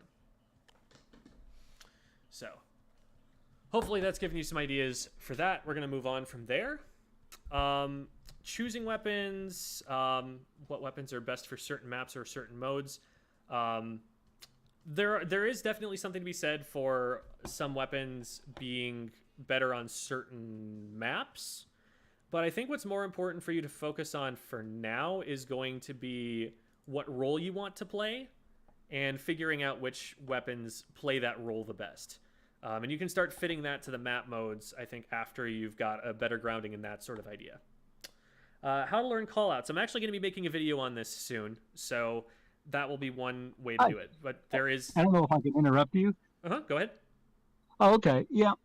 I mean, I'm probably more of, I'd say, you know, sometimes I'm shy and I do long distance, but I'm not very good at like squelcher weapons, so I don't do those. But either that, or tend to be more of a support person. You know, Okay. I'm not the person who takes the thing to the goal. That is actually usually okay. So, we'll talk about that a little bit in the VOD review too. But typically, it is actually the utility support who's going to like pick up the Rainmaker or try to score. So that is something that, you know, would be a part of the role if you were going for support.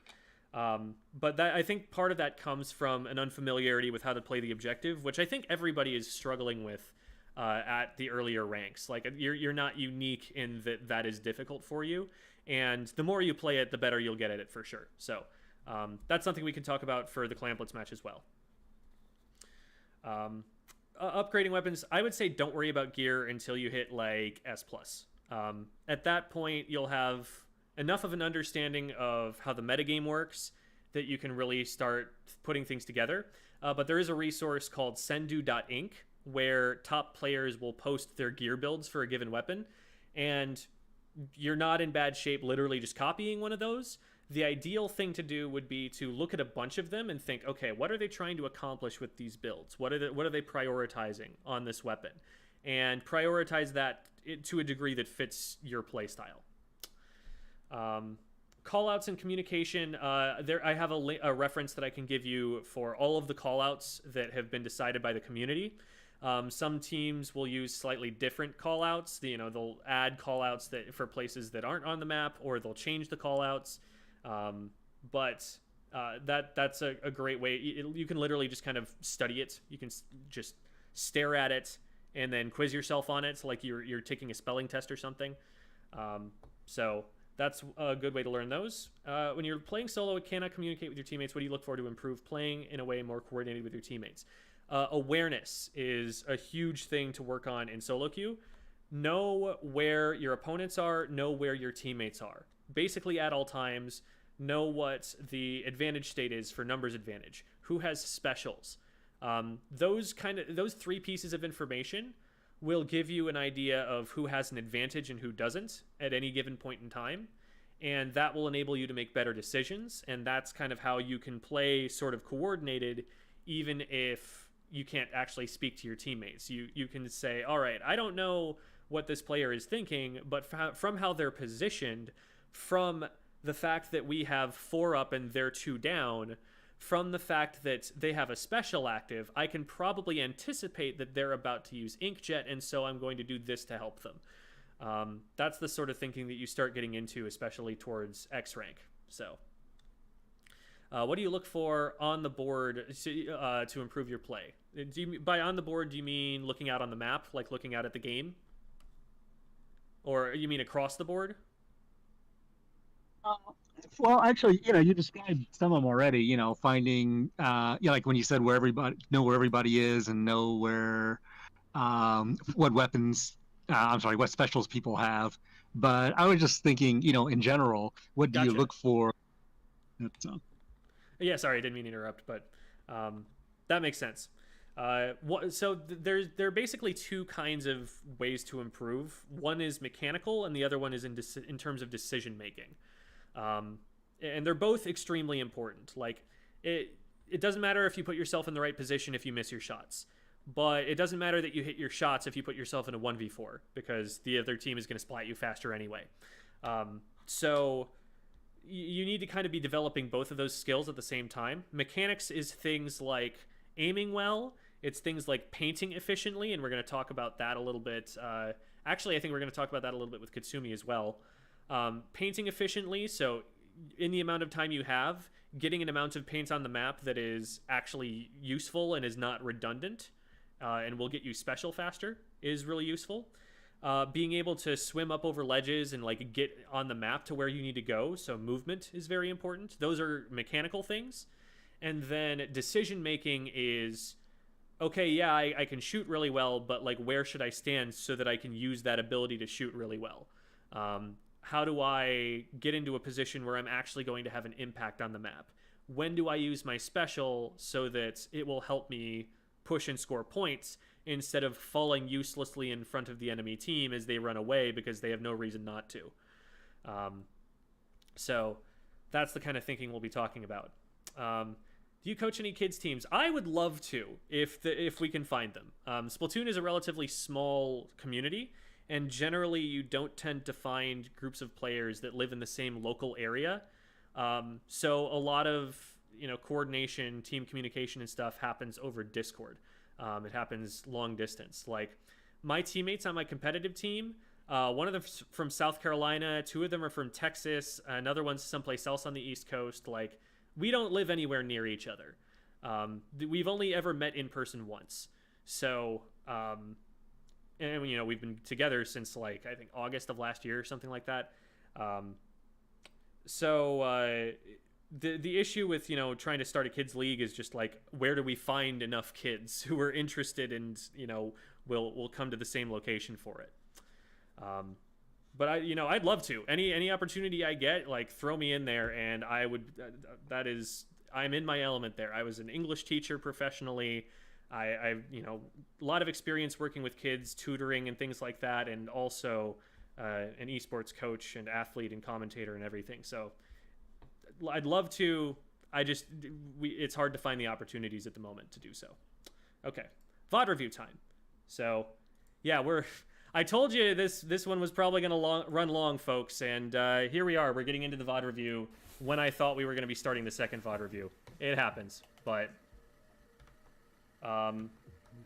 so let's jump over to the other window.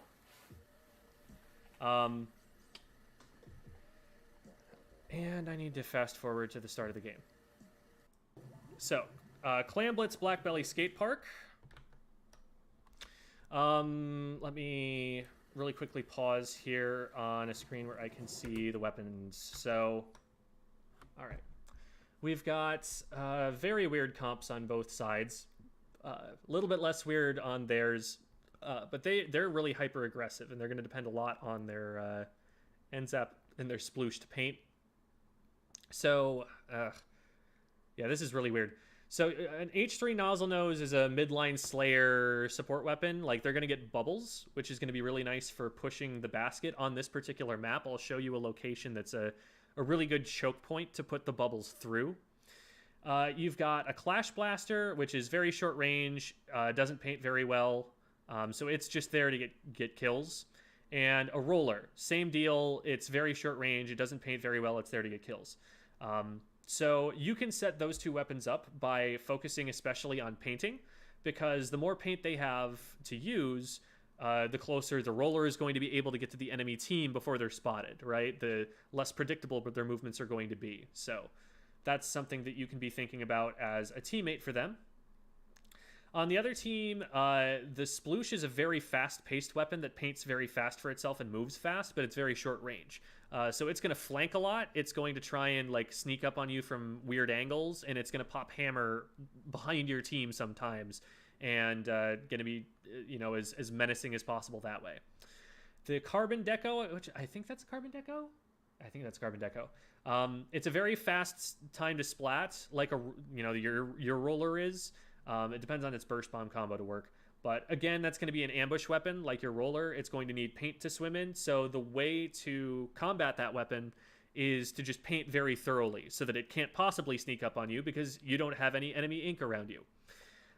Then the K-Pro is a mid-range Slayer weapon, and its job is going to be to try and get picks from the fights that its frontliners set up. It can't paint super well for itself, but it does have bombs. It is still a shooter. It can move around decently quickly. So it's kind of that's probably your worst matchup out of any of these weapons here. If the Carbon gets on top of you, then yeah, that's a problem too, but you can just kind of paint and not have to worry about it as much until, it exposes itself. But the K-Pro, it can outrange you, and it splats you pretty quickly. So you need to be careful about that one in particular. So, going in here, Clam Blitz, the general theory here is get a good amount of paint around your side of the map, especially in places where clams are likely to spawn. The more you play the game, the more you'll start to learn, like, here is where the clams tend to appear. And when you get paint down there, I don't know if you've picked this up yet, but there is a glowing circle that appears around them only when they're over the top of your color ink. If they're over the top of opponent's colored ink or it's not painted your color, you won't see them that way, but you get that glowing outline that you can see through walls if you've painted up. So paint is a huge advantage, just like that. These glowing circles, they're there because this is painted orange for you. And so that's a way that you can spot those clams, and that's an extra benefit that you get out of painting the map on this mode here. I like the way that you're approaching this cautiously. You're not letting this player get into your range. You're making sure that as you proceed, you have, enough ink in front of you to guarantee your safety, and I like that. The bomb being thrown at you, it's a little bit scary. It's going to force you to move one way or another, and if someone throws a bomb behind you and that forces you to approach, that can flush you out from behind cover, and it also paints your escape route. So if this fight starts going badly and you have to back up, you run into the paint that the bomb created. And so I usually try to dodge a bomb to the side if at all possible, or by backing up. I usually don't like to go forward if someone throws a bomb at me, just for that reason, that I might get trapped. But in this case, I think it's the Sploosh who's throwing them at you, and so they don't have the range to contest it. But if it had been the K-Pro, which also has splat bombs, they could have taken advantage of that potentially. So we see there's a Roller up on top mid. That's a really strong position for them to be in. Basically, the only way you're going to be able to get them out of there is by throwing a suction bomb at them from further back than they can hit you from. And so that's something that I would aim to do at some point when we're trying to contest mid. Right now I'm seeing the enemy team is 2 down, your team is 1 down. You have a slight advantage, so you can start pushing up now. The advantage state is something that I talk about a lot in the S+ video, how to get out out of S+. But the general theory carries over at all levels. Basically, when you have an advantage, that's when you want to be playing more aggressively, taking more space, painting more enemy ink in more risky a fashion, and generally pushing them backwards so that even if, you can't score right away, the next fight that's going to happen is going to happen closer to their base, and if you win that one, then you can definitely score. That's kind of the theory behind it. And so right now you want to be taking some space. You know that they're at least a couple down. You throw a bomb up on top mid, paint up this area here, and start to take control of the middle of the map. Just like in chess or in a whole bunch of other games, the middle of the map is more powerful because you have more options. You can advance or you can retreat. You can go left or you can go right. If you put yourself on the sides or in the corners, you have fewer options and they're easier to cut off. But the middle of the map, if you have control of that, you're at a significant advantage as a team. So you drop back and you pop missiles. It's not a bad idea to drop back to pop missiles as a general rule, just because you're going to be vulnerable for that amount of time. So you drop back and then you move forward. But as the kshot in particular, this weapon is designed to be a little bit more aggressive than just a straight up missile spam weapon. The general way that I think about this weapon, and I main this weapon, this is one of the ones I know that the best out of anything in the game, is it's a support weapon until it gets missiles. As soon as it's fired missiles, now it's a slayer for about the next 6 seconds, and then it becomes a support weapon again. Because when you fire missiles, you now know where all of your opponents are. You know all of their locations. Nobody's going to sneak up on you. Nobody's going to surprise you. You just know where they are for a little while. And so go and take advantageous fights, Go and take advantage of that knowledge to throw a bomb where you know they're going to want to run away, to paint a place where you know they're going to want to run away, to force them towards your teammates, or to even just know they have to run to the left. If I shoot at them on the left, I'm going to hit them on the left. Since you're this far back when you fire the missiles, you're counting on your teammates to follow up and actually do anything with those missiles, because you're starting to get to the skill level where if you just fire missiles, you're not going to get any picks with that. It needs to be missiles plus pressure. It needs to be missiles plus somebody else is shooting at them. Someone else is throwing bombs at them. Somebody else is using another special. That's how you're really going to get splats out of missiles. Just firing them while the enemy team is in their base with a bunch of comfy ink to swim around in. Maybe at B or C rank, you're going to see players go down to that. But at this level, you're going to start needing a little bit more with your missiles in order for them to be impactful.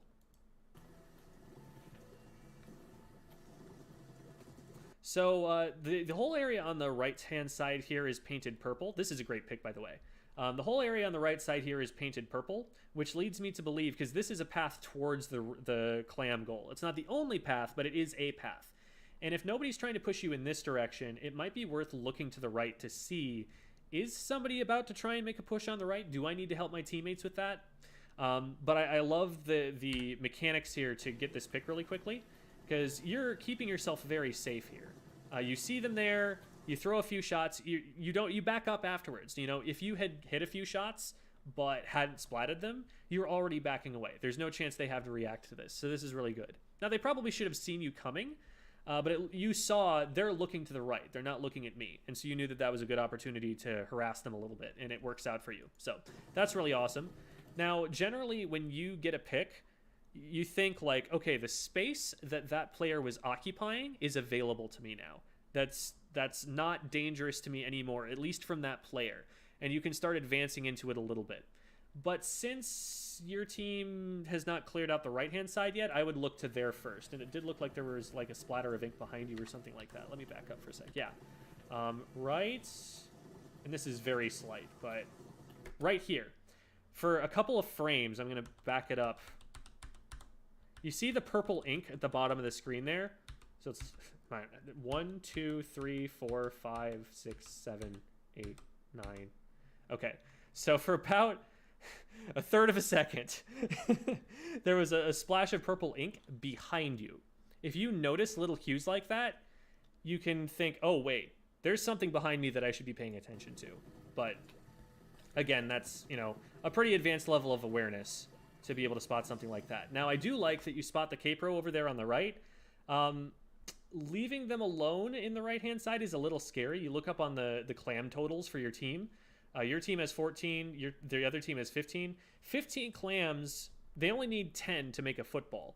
So even though you don't see a power clam on the board right now, it is very possible that between these 3 players, if any 2 of them are on the right side together, they're going to be able to throw clams at each other and make a power clam, and they're going to be able to score off that.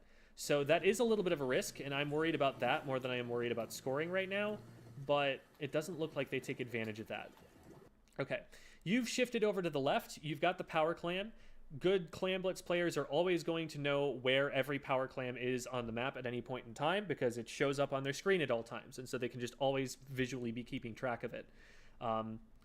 This is giving you away, this gives you wall hacks. They can see you through walls. So you probably can't just run this forward by yourself and score, especially with this much ink in front of you. This probably means someone's defending it. What you can do is draw their attention over to here and hope that your teammates can do something with that. What you can also try to do is get your special ready, and then when you have your special, that's a good time to push in because they're going to be distracted trying to not die to missiles. I like that bomb. I like that you're sitting back and throwing bombs, and you get these picks beautifully. You draw them out, you keep yourself safe the whole time, you get 2 picks. Now what I would be doing, pop missiles now that your team is at a numbers advantage, and hold forward and throw that clam in, because with missiles popped, the other 2 players are going to have to be, running away from the missiles, and they're going to have to be dealing with your team who outnumber them, even though you're not even focusing on them at all. So this is the perfect time to use that special to snowball this advantage and get yourself safely to the basket. You do end up getting it there, and you get the throw in. I like that you're taking your time and making sure you're not missing it. You'll get faster with the throws as time goes on, and you will be forced to be faster with the throws as time goes on. But for now, I like that you're doing it right and doing it slowly. And then you're going to be able to, as you get mechanically stronger, you're going to be able to speed that up. That's the way to do it, rather than just flinging it randomly and missing half the time. And it's good that you recognize that as soon as you throw that in, they know where you're going to be, and you back up. You recognize that you're in danger. What you could have done, again, is shot the missiles that you had, because you get them before you even start that push. If you throw the power clam in, then back up and fire missiles, and then go back into that fight, you probably pick off like 2 of them. So part of it was probably the awareness of knowing you had special, because that's something that, doesn't always occur to someone to check in on. There is an audio cue, a little ba-ding that happens whenever you get special, and that's something to pay attention to. As soon as you hear that, know, oh wait, I have this extra option available now, and start trying to train yourself to notice that. This is a dangerous situation here because they've popped missiles, and you and your teammates they have no way forward. You can't move left or right because of the level geometry here, and you're all grouped up together. So you all have to run away in the same direction right now, and you want to make sure that you're running at the same time, because otherwise the missiles fall on top of all of you from someone who was behind you. Your roller was probably just straight up dead there, because they had missiles behind them, they had the enemy team in front of them, and they had nowhere to go right or left. So staying clumped up, especially in a choke point like this when the enemy team's trying to push, they've got 30 clams right now. That is a big push that they're going to be able to make. Staying clumped up like that can be pretty dangerous for reasons like that. The same bomb could have taken you all out. The missiles, if this hammer gets in behind all 3 of you and forces you towards the enemy team, they do a really good job of coordinating their specials here. So let's see what they can do in the way of pushing and scoring here. I would say that the enemy team should be playing more aggressively here, because your team is 3 down right now. And they know they're 3 up. They know they've got 3 power clams. The path of the basket is painted. They could already be scoring rather than just peeking up over the edge right now. Their awareness of the state of the game is a little bit on the slow side, but they're probably still going to be able to put in at least 40 points, probably 60. Oh, wow. They got some solo clams in there as well at the same time. So let's see here.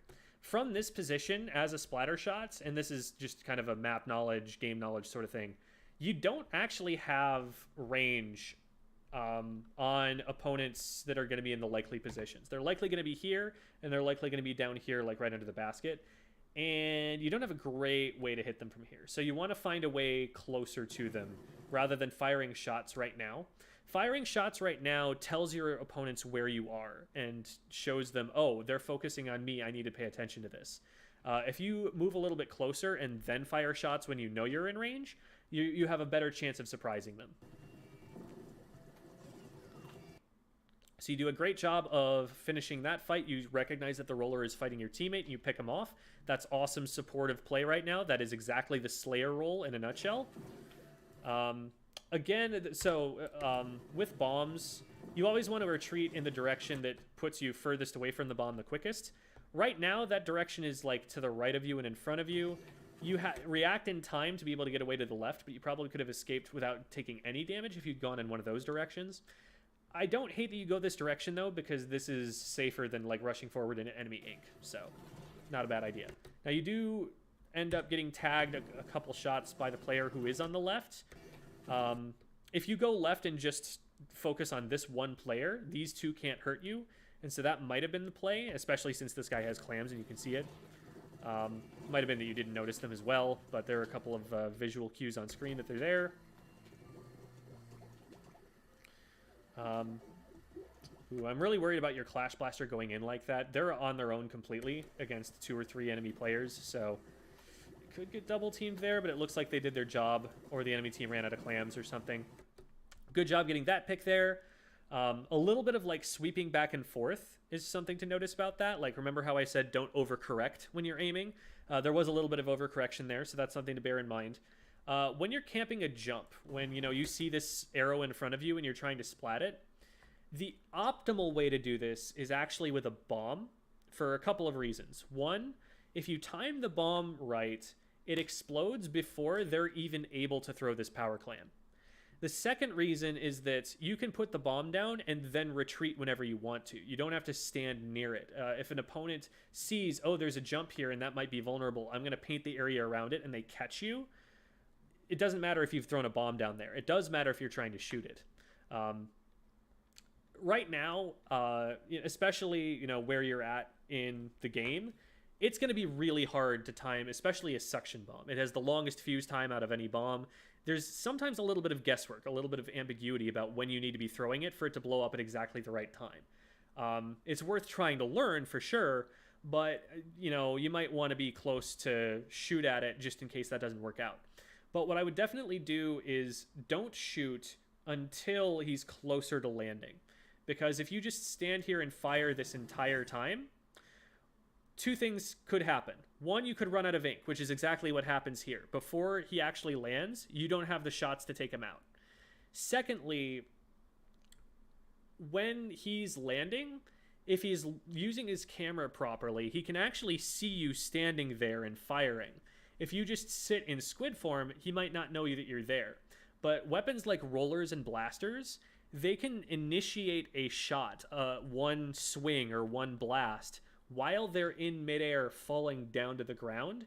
And so if they see where you are, they can know where to aim and trade with you and splat you maybe even before you can get them down. So it's good not to reveal your position until it's time to actually start shooting at them, so they don't have time to react and do that. This being a roller, like, they actually probably could have swung and hit you on the way down. Fortunately, they just decide to, like, run away, I guess. I think what happens here is they see, oh, wait, the basket's not open yet. I should back up so that I don't die before that happens. But they probably could have splatted you first and then backed up. Good pick. Good pick. That was really good aim. And you also took that from a really good position. So you start missing shots and then you reposition. You've got a really good angle because you can, like, retreat to the left and now you're behind cover and you can, like, right side peek them. Do you know about right side peek advantage? That's something I've explained a lot on the channel before, but I can go over it briefly for you if you want. But no, I'm not familiar with that. Okay, I'm going to switch really quickly and try and go over this quickly because I know, regular viewers have seen this explanation quite a few times. But so every Inkling holds their weapon. Oh, shoot, I need to share the Discord screen here rather than sharing what I am sharing on Discord. Let me switch the screen real quick.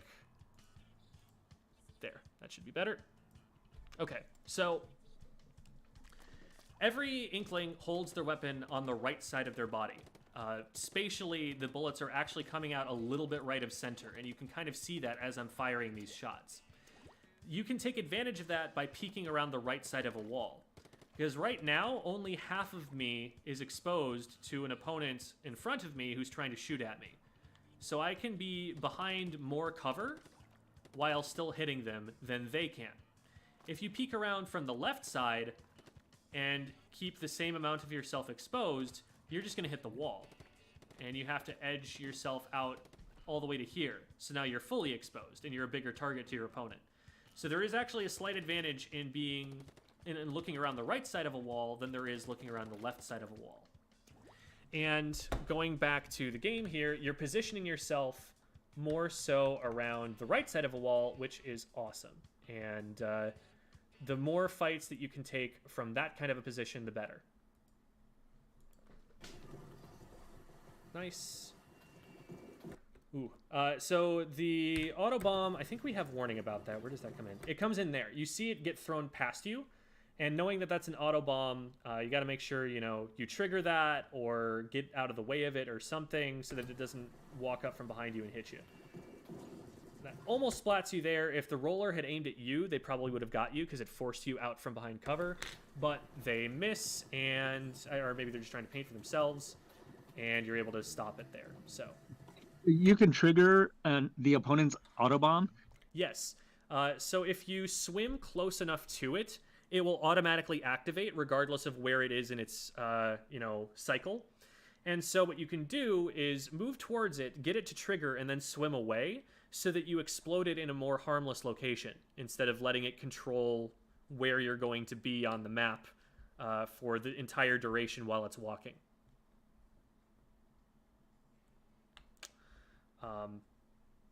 So let's see.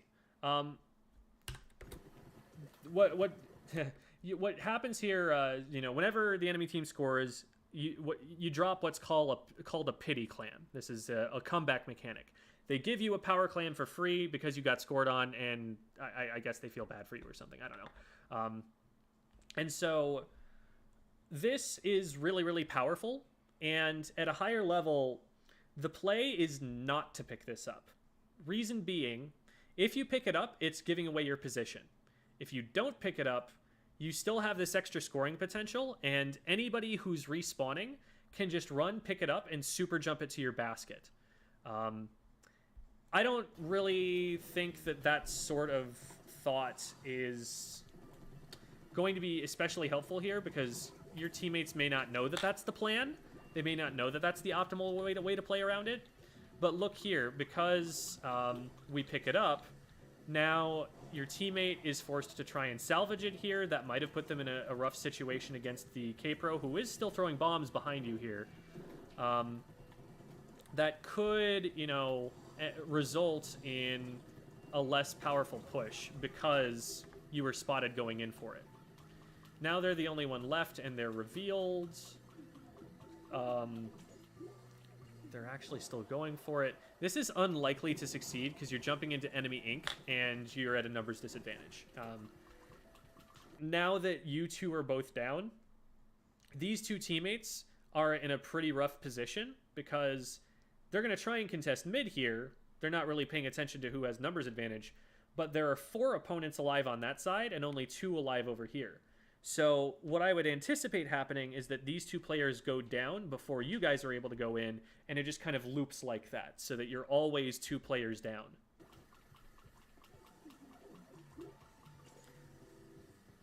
Yeah, there's one of your teammates down already, so now you're in a 3v4. And another teammate goes down, so now you're in a 2v4 again. Good pick there, just good solo play. The opposing teammate should have rushed you over the top here. While they saw that you were shooting their teammate, they decided to special instead. Good job handling the missiles. It's a really smart idea to move forward to get them to land a little bit further forward and then back up so that they don't take up as much space from you. they're able to use that to get by with the power clam, and honestly, you kind of need to let them here. Like, there was nothing that you could do to defend in that position. You're in a 2v1 situation. They have paint advantage in front of you. They just used a special on you. You know, there are a lot of reasons you don't want to be taking this fight right now. So I agree with you kind of letting that go by. You probably do want to back up here, or just splat this guy. That works too, and now you can come in from behind and stop the push from the other side. When you are going for a play like that, you want to be careful not to give your position away too early, because if they do notice that you're coming in from behind them, they might just, like, all three turn around and splat you, and then turn around and focus on your teammates again. So the timing and the stealth for that can be important, but they just had no idea that it was coming. There you go. There's you using the suction bomb there to splat the super jump. That was perfectly timed. Like, if you know the timing for that, keep doing that. That was awesome.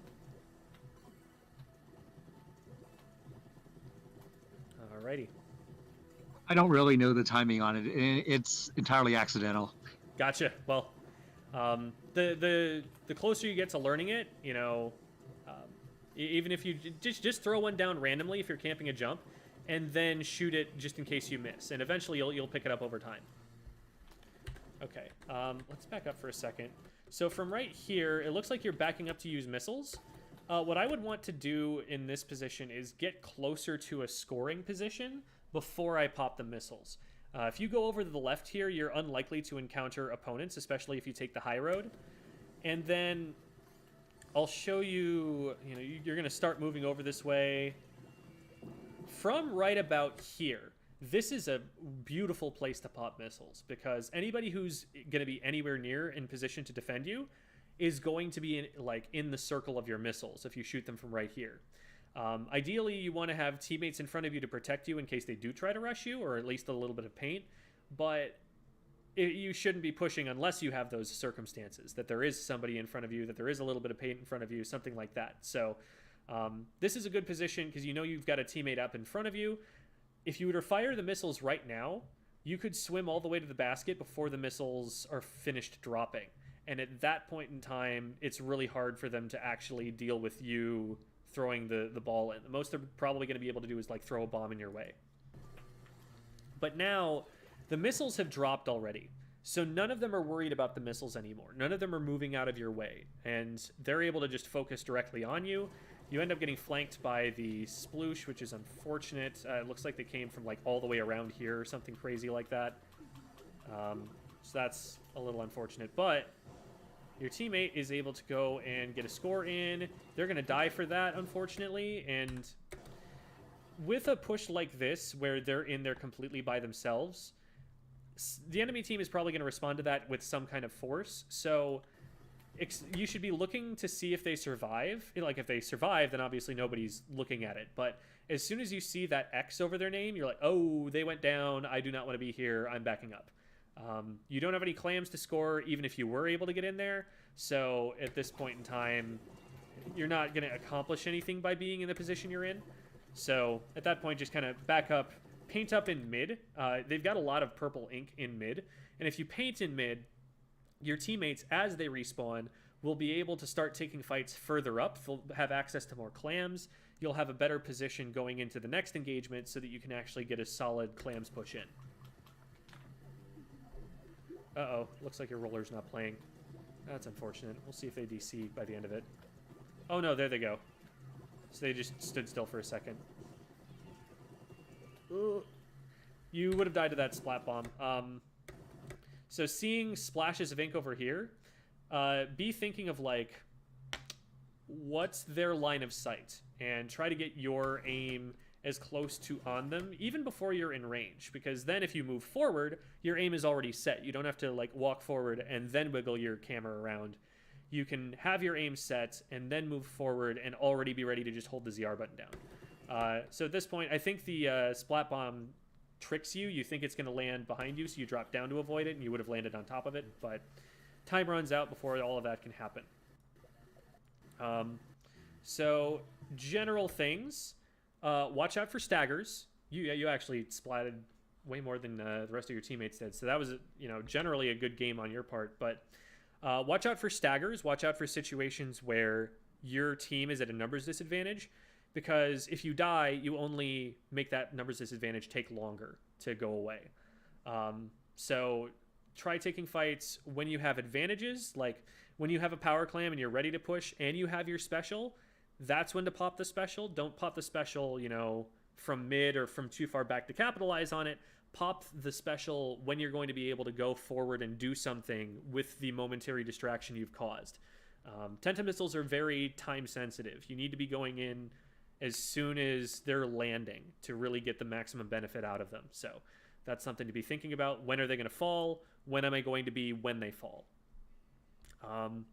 In general, on defense or in any firefight really, make sure that the angles that you're taking are good angles for your weapon. Make sure that you're taking positions where you will actually be able to hit the important positions from.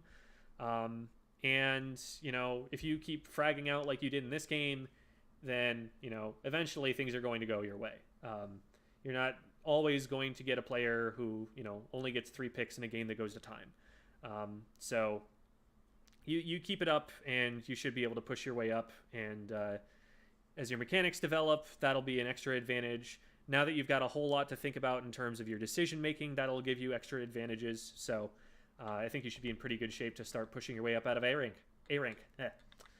So that is going to be it for our VOD review with you, statmango. So thank you so much. And we're at what is normally the end of the stream, but we've got a whole other VOD review left to go. And I set myself up for this. This is my fault. But what the heck? Let's do it. Katsumie, you here? Thanks for all the information. Absolutely. Happy to help. Let me really quick ping Katsumie. Hello. There's Katsumie. Okay, perfect. Shoot, what did I say we were gonna do? Did I say we were gonna do the Piranha Pit match? You told me in DMs you were gonna do the one on the reef. Reef. And then maybe, yes, and then Reef. maybe do the Piranha Pit match. I don't know, like which one would be better for you? Reef, I definitely had a lot to say about, so let's go to that one. Here we go. Yeah, I sucked that match. It wasn't just like your misplays or anything that was causing that. There's a lot that's going on here, but let me just make sure that that's looking good. Oh right, I need to change the last clip had a relatively low brightness, and so I did some color correction stuff, but I need to take that off now. Oops. So we're gonna remove that. We're gonna go to here. Ta-da. Now it looks normal. Okay. Yo, hog. So this will be a scrim where those of you who watch Squid School will have a lot of friends in here that you might recognize. There's some members of Boneless Children, some members of Cephalosouls that all came together to help with this pickup scrim. And then we've got 2 players, Smile and Kara, that we just got from online, and they're on the other team. So, okay. Talking comp really quickly, because comp influences the way that you want to be playing any match, and this is something you have time to plan as well, so you can have input on it for the future.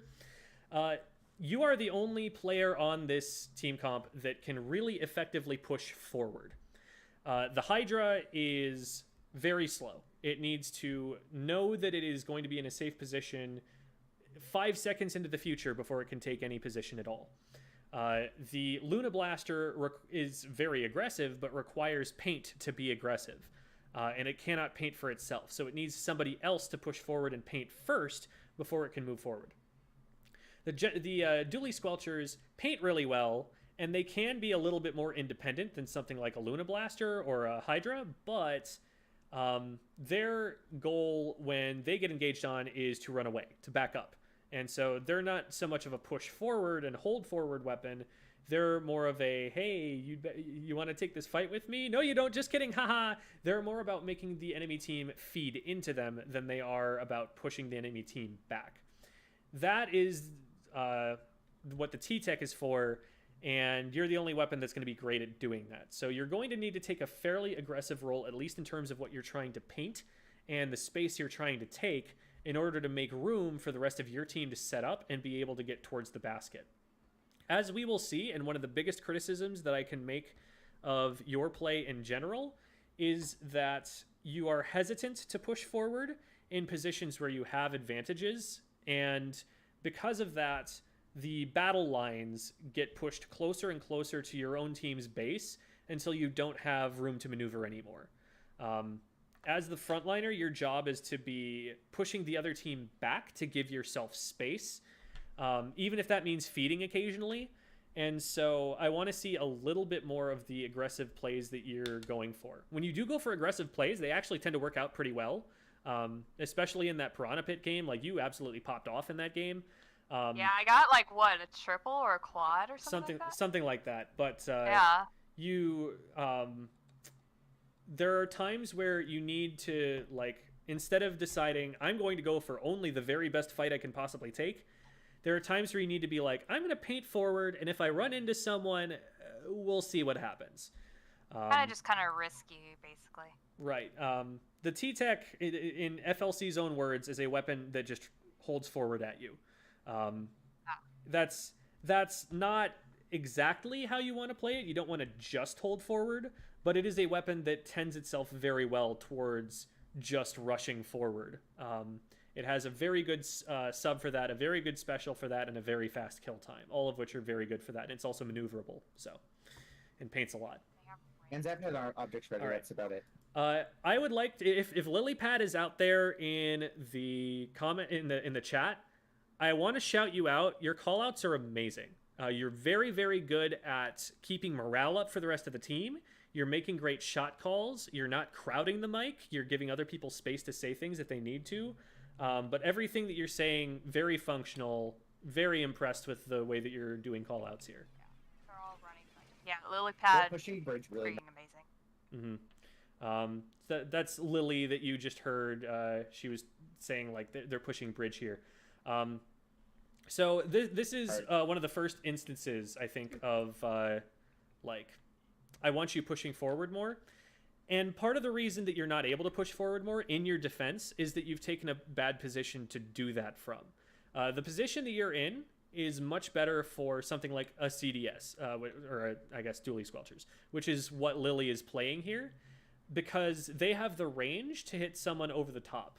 You don't have the range to shoot someone who's on top of the bridge from here, and on top of the bridge is where they have a power position, because they've got height advantage at that point. So what you actually want to be doing more often than not as the short-range shooter is going out to the right and flanking up over their wall on the rollout. You either want to be doing that, or maybe like dropping tree and going for a flank if they're really not watching that. Usually a backliner is going to catch on to that and pick you from there. I usually like to go far right, either right sneaky or right wall. And if they're really watching that too hard, I rotate underneath mid and go up their lamp instead. So it just kind of gives like a whole, like, kind of groups them up together, I guess. The idea is, one, your weapon can't hit anybody from here anyway, because it's just too short range. Two, if you're staying here, they're all looking in the same direction, and they can see your whole team that way. If you go to the right, they have to look left to see you or look right to see them. They can't see both of you. You're pinching them. You're creating a pincer movement. Got one down. So, given the situation, backing up once you get damaged and painting this area up, not a bad play. Blinking, it's in zap. Watch left. PDS is behind bridge. But going back to the original point, basically this entire engagement, you're staying behind Lily. Okay. You have shorter range than them. You, if anything, want to be in front of them if a fight is going on in front there. And as soon as they get this pick, I want you to already have been on bridge so that you can like peek around and see, can I start taking their street? Can I secure the right side for my team to start pushing in from? Because again, your team is not built to push except for you. So if anybody is going to get into that position and start painting it and start creating that as a possibility for the Luna Blaster, it's going to be you. And that's what I would rather you be doing than playing paint support back here and trying to watch a flank. If the Hydra is able to get up on bridge, which they should be able to now that you've cleared it, they can just turn around and laser anyone who comes at them from behind. The CDS is going to be great at dealing with that, but forward, that's your territory. That's where they need you to be.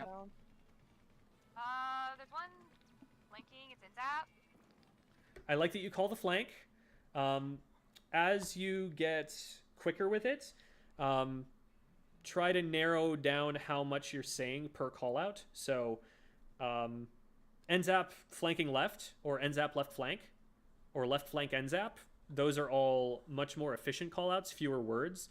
But you know, I can tell that you're getting the words out as fast as you're processing them mentally, and that's just something that will come with time. I like how active you're being on the mic, and the more you say, the faster you'll get at it, and the more you'll be able to whittle the syllables down so that you're saying things quickly, and you're giving your teammates a better chance of being able to react in time to them. Watch left. TDS is behind bridge. Got him. Okay, so that's a good collapse by your team. You don't need to worry too much. Again, I want you to, if you're going to be here, I want you to try and be establishing a presence on bridge. Yeah, it's going to be kind of unsafe to just stand there on bridge, but like, if you were to throw a splat bomb so that it rolls just over the top of mid here, anybody who's in the middle is forced forward towards you. Anybody who's on the bomb is forced backwards, and now the whole bridge is clear for you. And that would give you time to paint up the bridge for yourself and make it so that it's more difficult for them to push in and take that position. And maybe you can shark around here, use the height advantage, use the fact that they can't see you as easily, and try and get something more done. And Zap's on bridge. Again, we're playing behind Lily, and so that's giving them more space than they have earned for themselves. You guys are actually at an advantage. You're at a 4v3, and you have 2 specials while they have none. This is the time to be like taking their street and forcing them all the way back to their basket so that you can get a push going. You don't have the clams for it yet, but in pushing forward, you're going to paint up enough around the basket and around mid that you'll find those clams and be able to make one by the time you've won a fight. I do like that you're spotting that someone's coming left and you're starting to deal with it. In general, I have my jet. You want to be, as soon as you get that tap, be suddenly frantically calling, left column, left column. Because this player, they probably see it, but you want to make sure that they have immediate follow-up so that this player doesn't get away. One on wall. Because you know, the sooner that call out goes out, the faster you're going to get help, the more likely you are to get the pick from it. Bamboo's watching bridge. Okay, so now we're starting to take bridge, but now they've had time to respawn. Now the Bamboo is in position watching it. There were opportunities earlier when we got picks and there were more people forward with you, but now the only way you're going to get into this area is if you drop to the right and paint up the wall, and there are 2 people who are going to be able to watch that at this point. So opportunity has kind of sailed at this point. Bamboo, I'm down there. Ashik can walk forward and take out the Bamboo, but there's enough pressure from in front because you weren't up there clearing that pressure away that Ashik can't safely stand there. And so now, even though we had advantage, because we didn't use that advantage, we didn't push up with it, we lost all of the space we could have gained. We lost the pushing potential that we could have had. CDS coming on the right behind I bridge. just good want to pick from say your real teammates. quickly, Mm-hmm.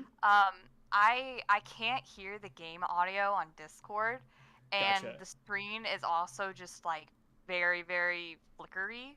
Yeah. So like okay. I'm switching between Discord and the stream, so I can't hear what people are saying or what I'm saying. But Gotcha. I will go back after the stream and hear a little bit better. Okay. I'll do my better then to call out what your teammates are saying if it's relevant to what I'm talking about. All right, thank you. Mm-hmm. Okay. So you know there's a CDS who just ran around this corner. Now corners, blind corners in this game are bait. Now it's more bait if this is like a Luna Blaster or a roller or something who's running around the corner, or a brush. They love to run around a blind corner and then just immediately turn around and jump you as soon as you come around because you can't see where they are. They see you coming from a mile away. But this is still kind of bait. You don't want to go too far around here because this is a CDS. They're able to kite you back. Do you know what the word kiting means in this context? I mean, I know what it is in League of Legends, but I don't know in Splatoon. It is exactly what it is in League of Legends. It is. Oh, okay. You fire a shot, you back up. You fire a shot, you back up. You're 80 carrying it. So. Okay, got it. CDS is the ultimate kiting weapon in Splatoon. It has pretty darn long range, but it also has dodge rolls that it can combo into jumping, that it can combo into more dodge rolls infinitely until it runs out of ink. If it were a League of Legends champion, it'd be like Callista. Just keeps moving backwards and keeps putting themselves. It's very annoying to try and track down. So if you find yourself chasing the CDS, you're chasing Singed, right? You just stop and cut your losses. If it's up close with you, if they're trying to jump you from like right around this corner, then you have a faster time to splat, and that's a good idea. But if they've had time to get range, and you know a good player is probably going to have time to get range, they're going to be shooting you before you can shoot them.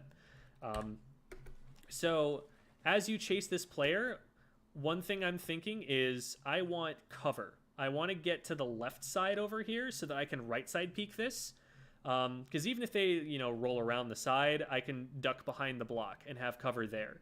But if they're back here in this corner and they start firing at you now, you're out of range, they're in range. So just chasing them over here, especially, out in the open the way that you do, that gives them an opportunity to ambush you from around the corner. So as general rule, if somebody flees around a corner, hug the corner. Give yourself cover, put something in between you and them before you peek the corner. Ooh, throwing a bomb be good I traded in and that zap on. context? Like over the wall? So rolling a bomb out in front of you here would be a good way to clear them if you wanted to peek around the right side of this box.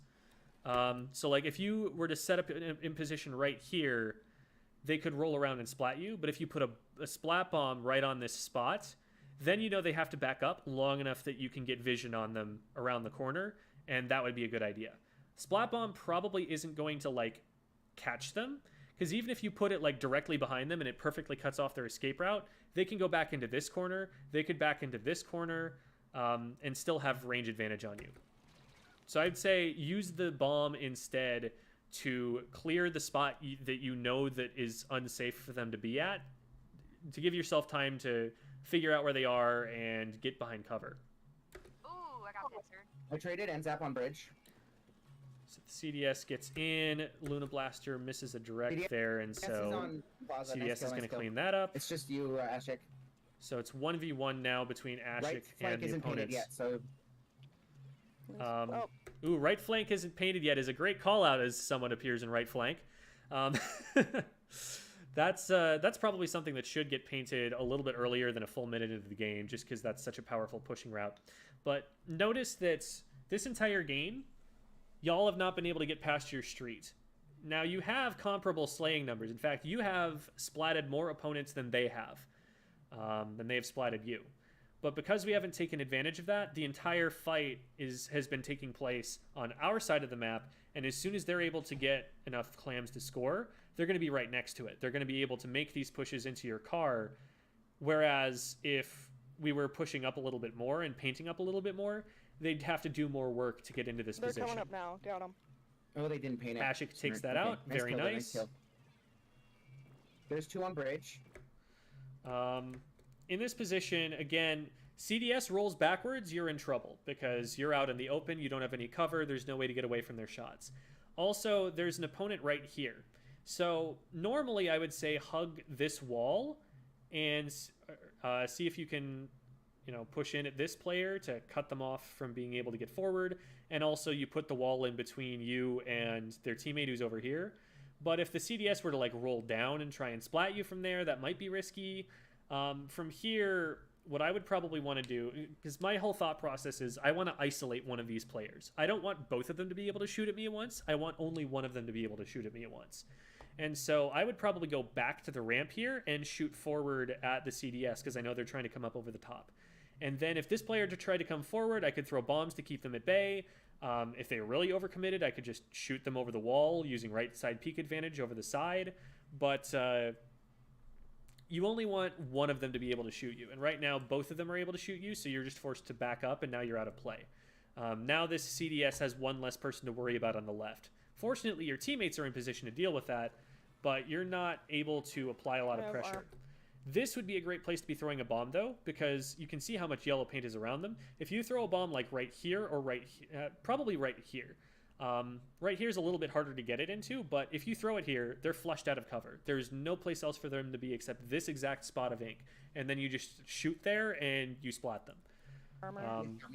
But because they have two different places they can be, both here and here, they're able to dodge back and forth and just obviate your aggression. I wouldn't give up on this completely, though. I wouldn't back all the way up because they're stuck. They don't have... You can see they have no escape route whatsoever. It's either they splat you or they're stuck in this exact location. So what you could do is right peek around this wall or right peek around this corner and make it so that as soon as they do have to commit to one of those spaces, you're able to apply some pressure around the wall and get the pick. Don't let up just now just because you missed a few shots. If you're in squid form behind this block, what are they going to do to hit you, right? They're a CDS. The most they do is maybe like throw a splat bomb, and if they're throwing a splat bomb, you just peek around the corner and shoot them. But as soon as you back up this far, now there's no advantage that you have because they have range on you and they can just kind of roll backwards. So shark right behind this corner, and then if you get an opportunity to fire shots, just pop up, right side peek this, and then go back into squid form, and they can't possibly hit you with anything. BS is in there still. Yeah, I see him. They're isolated. Just rush them. Nice. Got him. Watch my All right, move. so teammates end up, Lily, again with a fantastic call there. They're isolated, just rush them. That's what I just told you to do. So, again, hats off to Lily for the shot calling. Very, very good. I like that bomb, but that bomb gets nothing done if there's no follow-up on that bomb. It's going to paint a little bit, and that's about it. So if you're going to bomb and try and do something over there, bomb and then maybe like paint this area up behind the bomb so that they have this solid wall of yellow they can't get through. Or if it were painted already, bomb, and then if that flushed a player out, shoot where they're trying to go, or something like that. But the bomb by itself probably not going to do an awful lot, and it might be better to save the ink in that situation. I have my jet ready. When should I use it? I like that you're painting up this area to the left. Unfortunately, there was already someone on the wall. Ooh. You do a good job of disengaging here. Your teammate trades, and I like that as soon as you get away, you're snapping straight to them. You know they're shooting at my teammate instead of me, and so now I'm going to shoot at this player. The root of all teamwork is shoot at the guy who's shooting at my teammate. You do exactly that until you realize that they're already down. Props to you for that. Before I would push over to this guy, I would want to make sure I clear bridge, because you don't know that there's not someone just sharking over waiting to see you as you paint your trail over here. I'd paint a little bit of this first. Your teammates are already on top of this player. What's going to happen over there is going to happen over there. Make sure that you are safe as you move towards them before you go there. Behind. Thank you, Lily. Because right now, this whole area is still just Watch a no squids land. When you go to paint this, realize how little cover you have. You've got this little wall over here, but you're standing so far past it that someone who's hugging this wall can hit you, and in fact does hit you. The CDS happens to be there. They hit 2 shots on you. If you're going to paint from here, paint behind this wall first, get yourself some space, then swim out and take the corner really wide so that you can be looking directly at this corner and right side peeking it as you expose yourself around it. So like this position that you're in right now would be really good to start peeking this angle from. Because now you are right side peeking this wall as you walk over to the right, and that will help you spot people who like to shark right here so that this doesn't happen to you. Because they hit 2 shots, and that is the reason that they're able to finish this off. It only takes like the 1 or 2 shots after you get away, because you almost do get away. You get back behind this bump right here. You have a Hydra's cover fire. They have to get some weird fall off shots to be able to get the rest of those there, and there's no guarantee that they hit all 4 of the shots that they need. Well, okay, I guess maybe 3 of the shots that they need if the Hydra is able to kind of draw a bead on them and you have a little bit more health to work with. CDS going right? Yep. Oh, they got me. Damn. Okay. So CDS is on the right side there. Nice kill. Trades there. So you still have numbers advantage. You have numbers advantage. Painting up around your base is not a priority when you have numbers advantage and they have 3 clams. Now you need to be pushing up. Ignore this paint for now. You can get it later, but right now they need you forward because you're the only person who can clear that space out for them. So get up onto this wall or get up over bridge or like start pushing them back. Start working with the teammate who's over here on the left to 2v1 people and really start making an advantage for yourself. Collect clams, like just get out of the house, right? I'm being like your mom, trying to like get you out and get on with your working life, you know. Go out and find yourself a squid you think is cute, okay? Like just out of the house. Leave. See, now Scoot. this would be, You've got better places to be. Now, if I was Ashik, that would be 100% me. Mm-hmm. Hydra Mom telling the person to go out to the world. Hydra Mom telling her frontliners to get out of the house. I love it. Exactly. Yeah. Exactly. Like, go do something else other than being at home. No more Right. playing video games. Someone's jumping on bridge. Yeah. Mm-hmm. Because now the entire enemy team is respawned, and where are you? You've just dropped into right tree.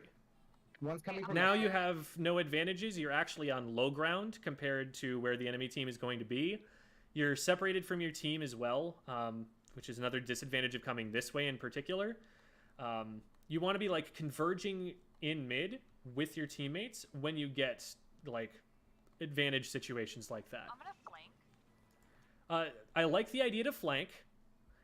The way that you're doing this, I can tell you're like painting as little as possible to not give away that you're flanking.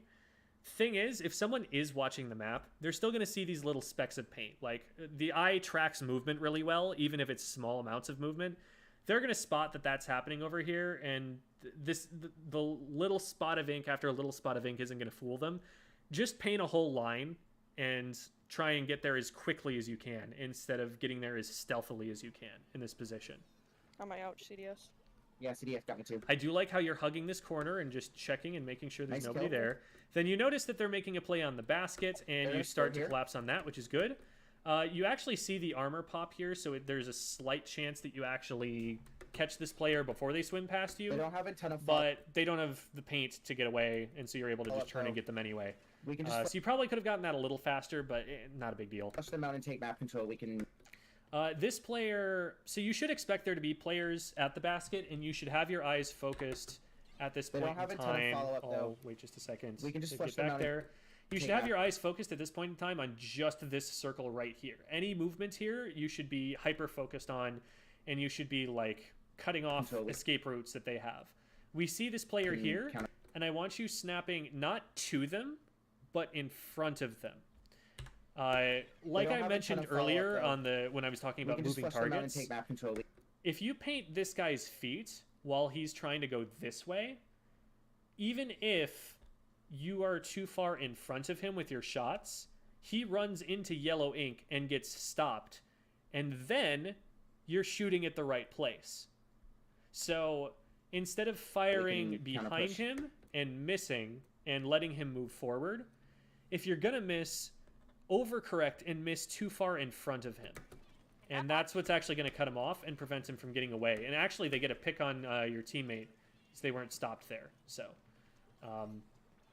that's the way to approach a fight like that, Nice, especially when someone has made it clear with the direction that they're painting where they intend to go next. Okay, so we're painting up, Really we're getting fast clams. catch. What was that?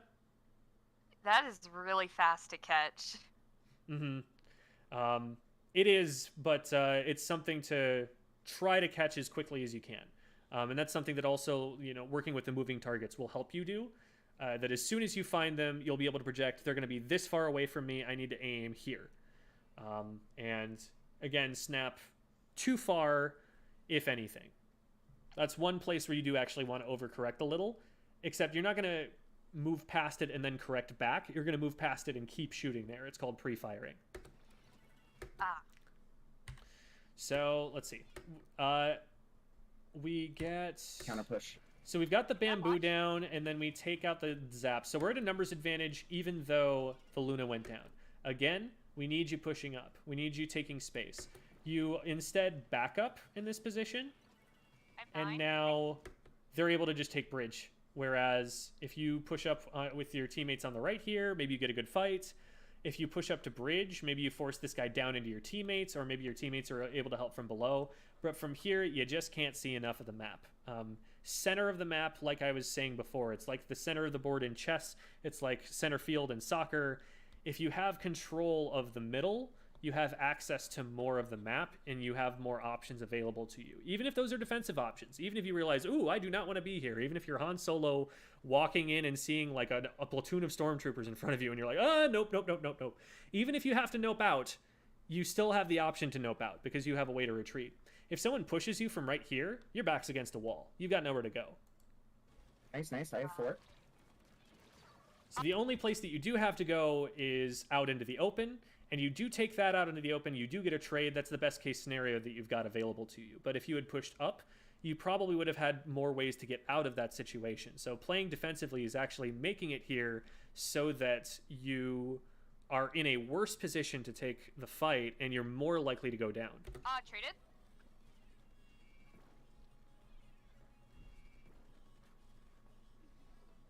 Man, look, he's got some good All right, aim. let's see. CDS got me on Plaza. So No, CDS that's- is down there. Okay, I've said so many good things about Lily's callouts. I've earned one criticism. Plaza is not a callout on any map in the game.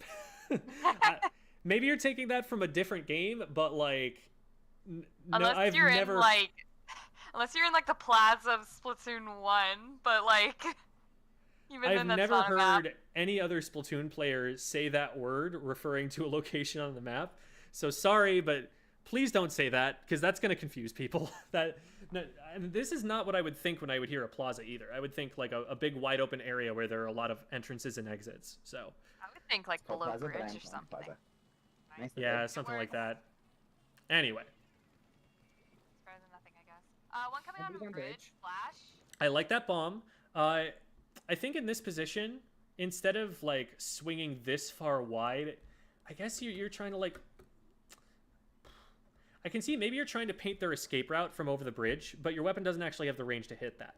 So assuming we know that your weapon doesn't have the range to hit that, I think rather than swinging this far over to the right after we duck behind cover, stay really close to the edge of cover so that if they do overcommit, if they do swim forward, you can pop out and immediately pick them.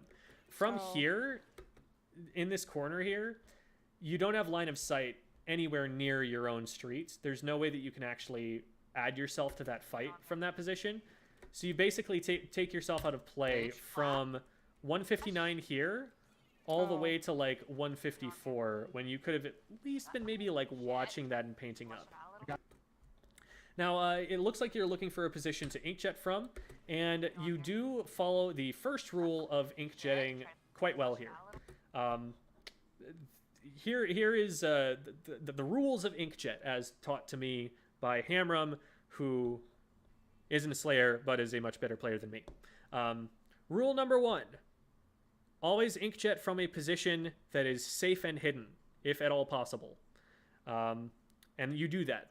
Rule number 2, if you do not get a pick with the inkjet in the first shot or 2, it was a wasted inkjet, as a general rule. Reason I say that is that the higher level you get, the more likely you are to get shot out of inkjet. Players are going to get a lot better at that. And so you need to get the pick on the player who most immediately threatens you immediately in order for you to have enough time to get up high enough in the air to get out of the other player's ranges. That's the theory behind that.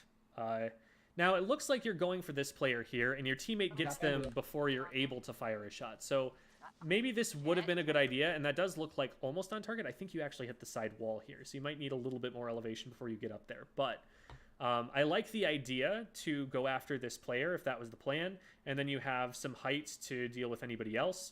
But at this point, now that that player is down, you're kind of just, you got nowhere to go. If you go onto bridge, you're putting yourself pretty close to the enemy team. Something like the CDS could probably hit you with their range. You don't really have anywhere else you can go after this, unfortunately. So, Got bamboo off bridge. and one of the other things about inkjet is that it puts you back in the location you started it from. And you, as the player on your team who is most capable of pushing up, being further behind is, Flash again, back. Oh, nice not kill, nice helping kill. you too much there. Generally, when I inkjet, I'm usually trying to inkjet up over a ledge, splatting someone as soon as I get up over the top so they have no time to react, and then getting to height advantage so that I can peek up over into their strongholds. So I would want to inkjet from like here or maybe on this side or something like that so that I can get a pick in their street and then have access to the area around their goal when I'm pushing. That's maybe a stronger place to use inkjet on this map. I usually don't use inkjet on this map, full disclosure. I usually use kshot here, but that's probably where I'd be looking for plays with inkjet. I'd be looking to use them aggressively, or I'd be looking to use them at basket on defense to give me easy shots at players who are trying to funnel into that choke point near the basket. But in middle, it's really awkward to get a solid inkjet off because you're going to land further back. The jump is probably exposed if you try and use it too close to mid. So I usually would think, like, try to get a little further forward before using it. And then when you use it and you drop back, you're still in position to have an impact on the map. And you're also more likely to get those first picks in the first place. Ooh, I'm down. Okay. Those shots there, are you trying to hit the bamboo here? Is that the idea?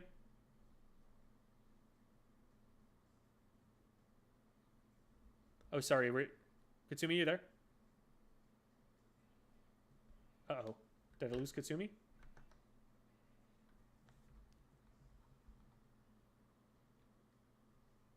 Okay, Katsumie says, give me a sec. I'll just keep going. If you were aiming at the bamboo there, you're out of range to do that from bridge. The splatter shot just doesn't have the range to peek this corner and be safe from someone who's over here. So if we knew that, then firing these extra shots here, it's not painting that much because we're firing a bunch in the same spot, and it is revealing your location. And so because we're out in the open and we're revealing our location and we're not, noticing we're not hitting things fast enough to get back behind cover, that's why we go down here. Ooh, I'm down. I'm down. When you say I'm down, usually the most useful call out that you can make at that point is where the opponent is. So be like, Bamboo's on bridge. Bamboo got me bridge or something like that, or in front of bridge or something like that. And I know you didn't know that the call outs and you were thinking of them on your way through, so Armoring to counter not a there. huge deal. Move together so well. Okay, so once again, CDS is around this corner. They've already gotten a pick on you from around this corner once before, so we know we don't want to chase around here. They might be sharking that. Also, there's rain here. So at most, I would put a bomb here to prevent them from moving forward using the rain. I would not want to push forward into this, especially I would not want to fire around the corner because that clues them in, oh, somebody who doesn't have the range to hit me is looking around this corner and is in my line of sight. This is a good opportunity for me to take a fight. You do get back, but they do exactly. They take advantage of that. They see, oh, this person shot at me. They don't have the range to hit me. I should push in on this now. And they do exactly that, and they get the pick. Inzap and CDS. Someone's jumping. Okay, so now we're a little bit staggered, but we are in a pretty good position to defend right now. One of the most important things to do is to get bombs in the places they're going to be throwing clams from. This basket is really high up in the air, so they have to be pretty darn close to it. If you drop a bomb over the ledge right here, and maybe someone else throws a bomb like right here, and you've got the Hydra watching, like they just can't occupy this space close enough to throw clams. So bombs are the first thing that I would do. I'd throw a bomb first, and then I would swim forward and go in and start trying to take fights. Now that the bomb has had a chance to explode and paint for me, now that the Hydra is in position, is shooting at people, now that they're seeing where the people with the clams are, then I can follow my teammate's line of fire to an opponent and start taking them out and pushing them away. You don't want to be on the left-hand side here. Anything that can shoot up over ledges, unfortunately, they don't have any of that on their team, but anything that can shoot up over ledges or that has range to hit up over this ledge is a danger to you that you can't see. What you want to be doing is getting to this ramp and right side peeking around the right side of it, because that'll clear out people who are in this area behind the cover while keeping you safe from anyone who's over here. Nice trade. Those couple shots right there reveal you in a way that you don't need to reveal yourself, and you're also not defending from this person throwing clams as quickly.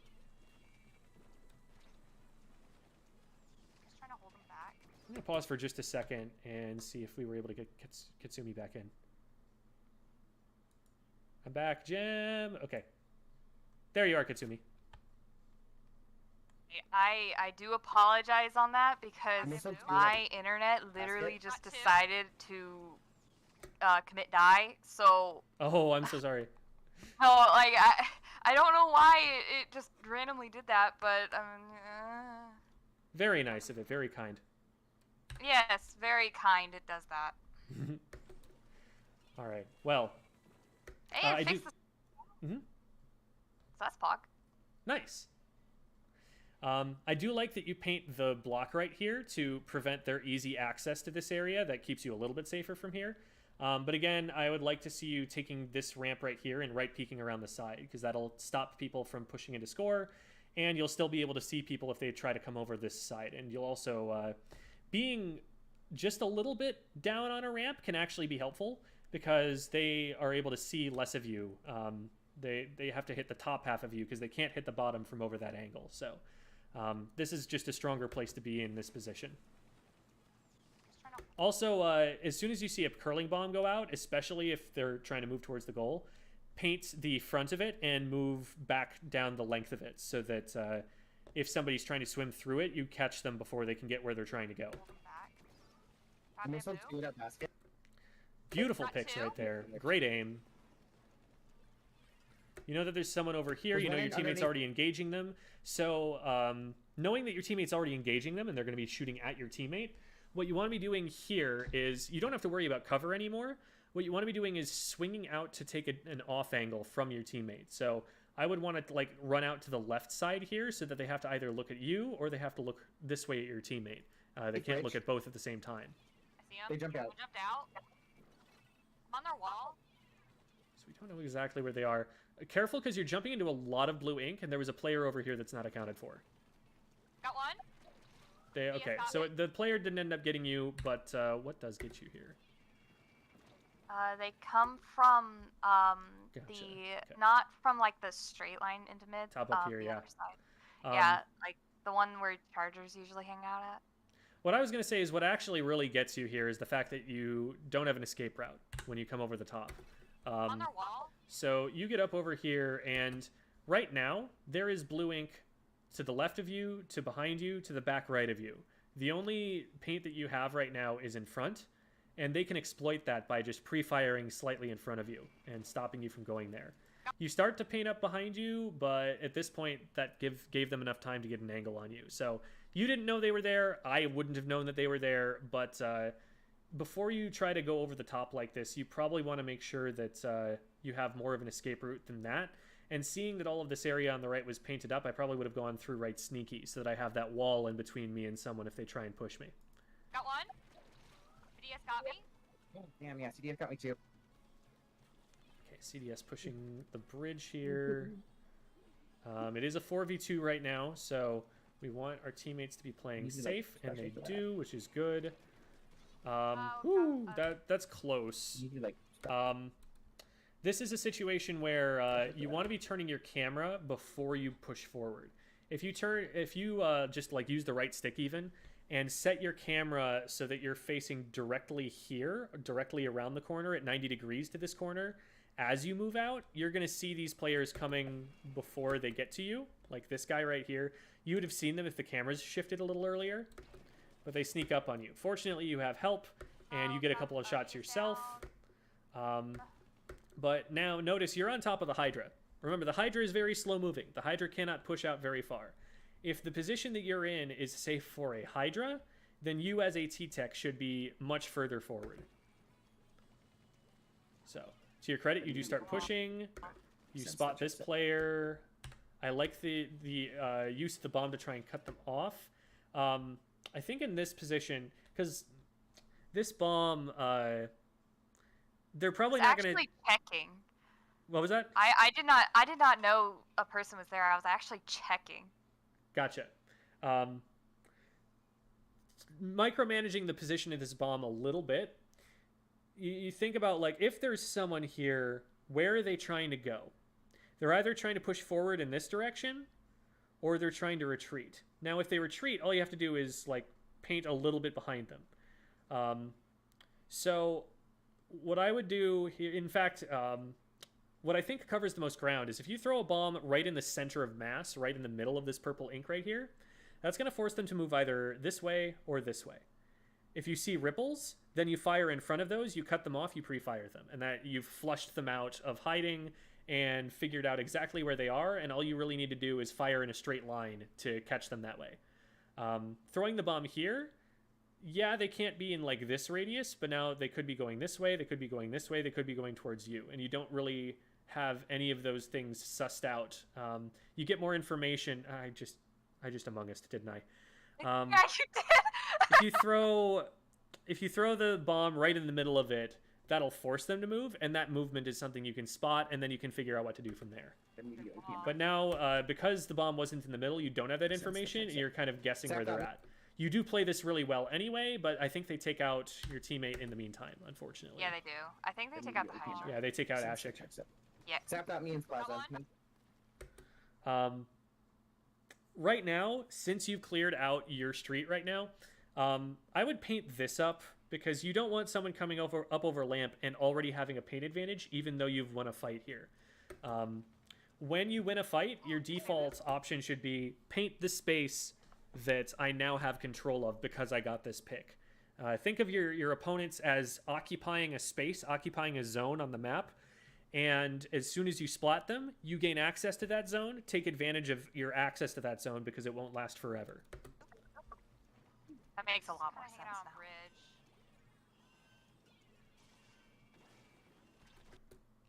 I really like the bomb. If you're going to go for the inkjet, you want the bomb to be behind them. So you want that to be like max range bomb to force them to move forward. And then if they move forward, if they step up, now they don't have an escape route and you inkjet them and they die. But because they were able to back up away from that bomb, the inkjet's going to, you have to like direct them on the very first shot, which is going to be like max range if anything. And yeah, then I don't think I even have nothing. range there. Yeah. Yeah, especially kind of range. if you're going to inkjet, throwing the bomb in front of them actually makes it so that they get out of range before you get the shot off. Whereas if you just inkjetted without the bomb, now they're in this position and running back this way, and this shot hits them as they move towards you. So it's either you want to throw the bomb behind them or not throw the bomb at all to keep them in range for you to be able to inkjet. And that's just unfortunate that there happened to be someone there. Those are really good shots. Where are they? Oh, okay, they're on the wall here. I thought they were fall-offing you from over here. Like, wait, you can do that? No, you can't. They just shot you that's from what there. I was thinking. But being on top of this wall here, can we see where they show up there? It's a little bit blurred, I guess. They drop. They drop. Oh, do they jump from over here to over Yeah, here? That it makes looks like sense. it Okay. looks like they drop from like that little edge where your mouse is. I saw a splash then- right here, and I thought they like swam around this way and just sharked the whole way forward. But No, because I that would makes have more gotten sense. them if that was the case. Yeah, that makes more sense. I'm down. Yeah. CDS. Just really good aim. Yeah, and another part of it is that the inkjet is an easier target to hit than most states you can be in. There's no cover protecting you whatsoever, and you're a bigger target unless you go into squid form. Part of the point of going into squid form is not just to drop, it's also that in squid form your hitbox is smaller, and so you're actually a smaller target. You're more compact that way. I'm down. CDS.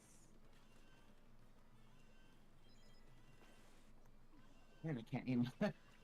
So from here, it is overtime. The only way that you get a score right now is if someone's already at the basket and you can jump the pity clam in.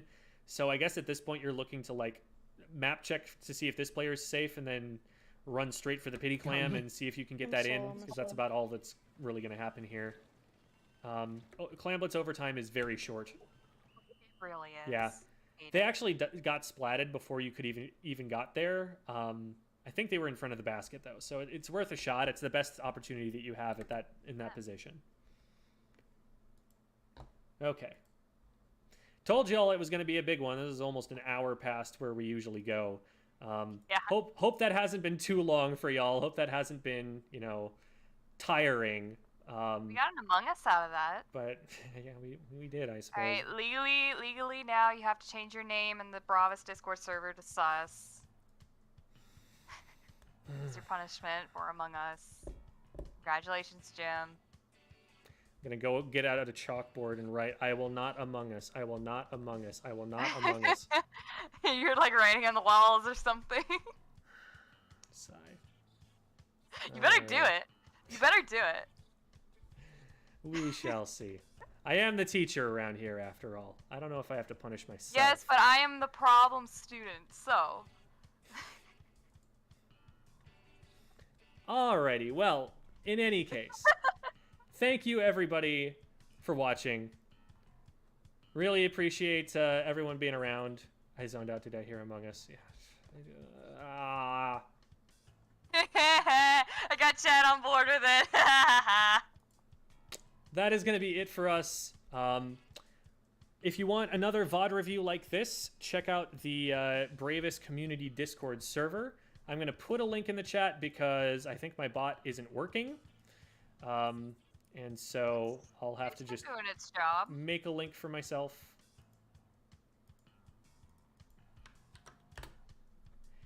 And check out the new YouTube channel, which is now rebranded as specifically Squid School.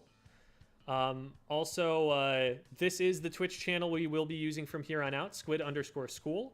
So if you haven't dropped a follow on this one, if you followed Bravest but haven't followed this one yet, definitely drop a follow so that you can get the notifications and everything. Really appreciate everyone, bearing with us as we rebrand a little bit and move over, because I think this is going to be better for the channel in the long run. So thank you so much. Jim. Thank you, Katsumie. Thank you, statmango, for being our VOD reviewees and listening to me ramble for so long. Always, the show could not happen without you guys giving your footage up and being willing to be criticized in front of all of the people. So really thankful that you guys are still contacting me and asking for them. You hurt my feelings by telling me that my ttek sucks. Hey, I didn't say that. To be fair, I was more specific. I'm just aggressive. No, I think I purposely picked the game that had more room for improvement. Yeah. Thank you guys, and thank you for being good sports about it and everything. Model students, round of applause for them, everybody. You may not hear it, but they're doing it. Trust me. That is going to be it for the stream. I'll catch you all next week on Tuesday. And you know what? Let's just announce real quick the next community night. I'm going to say that it's going to be on June 4th because I said so. June 4th, same time as before. So that is 5 p.m. Pacific. No, not 5 p.m. Pacific. Was I right about that? 5 p.m. Pacific? Yeah, 5 p.m. Pacific, 8 p.m. Eastern. And we'll go for 2 hours on that day. So mark calendars and everything. And we'll see you all then. But before then, we'll see you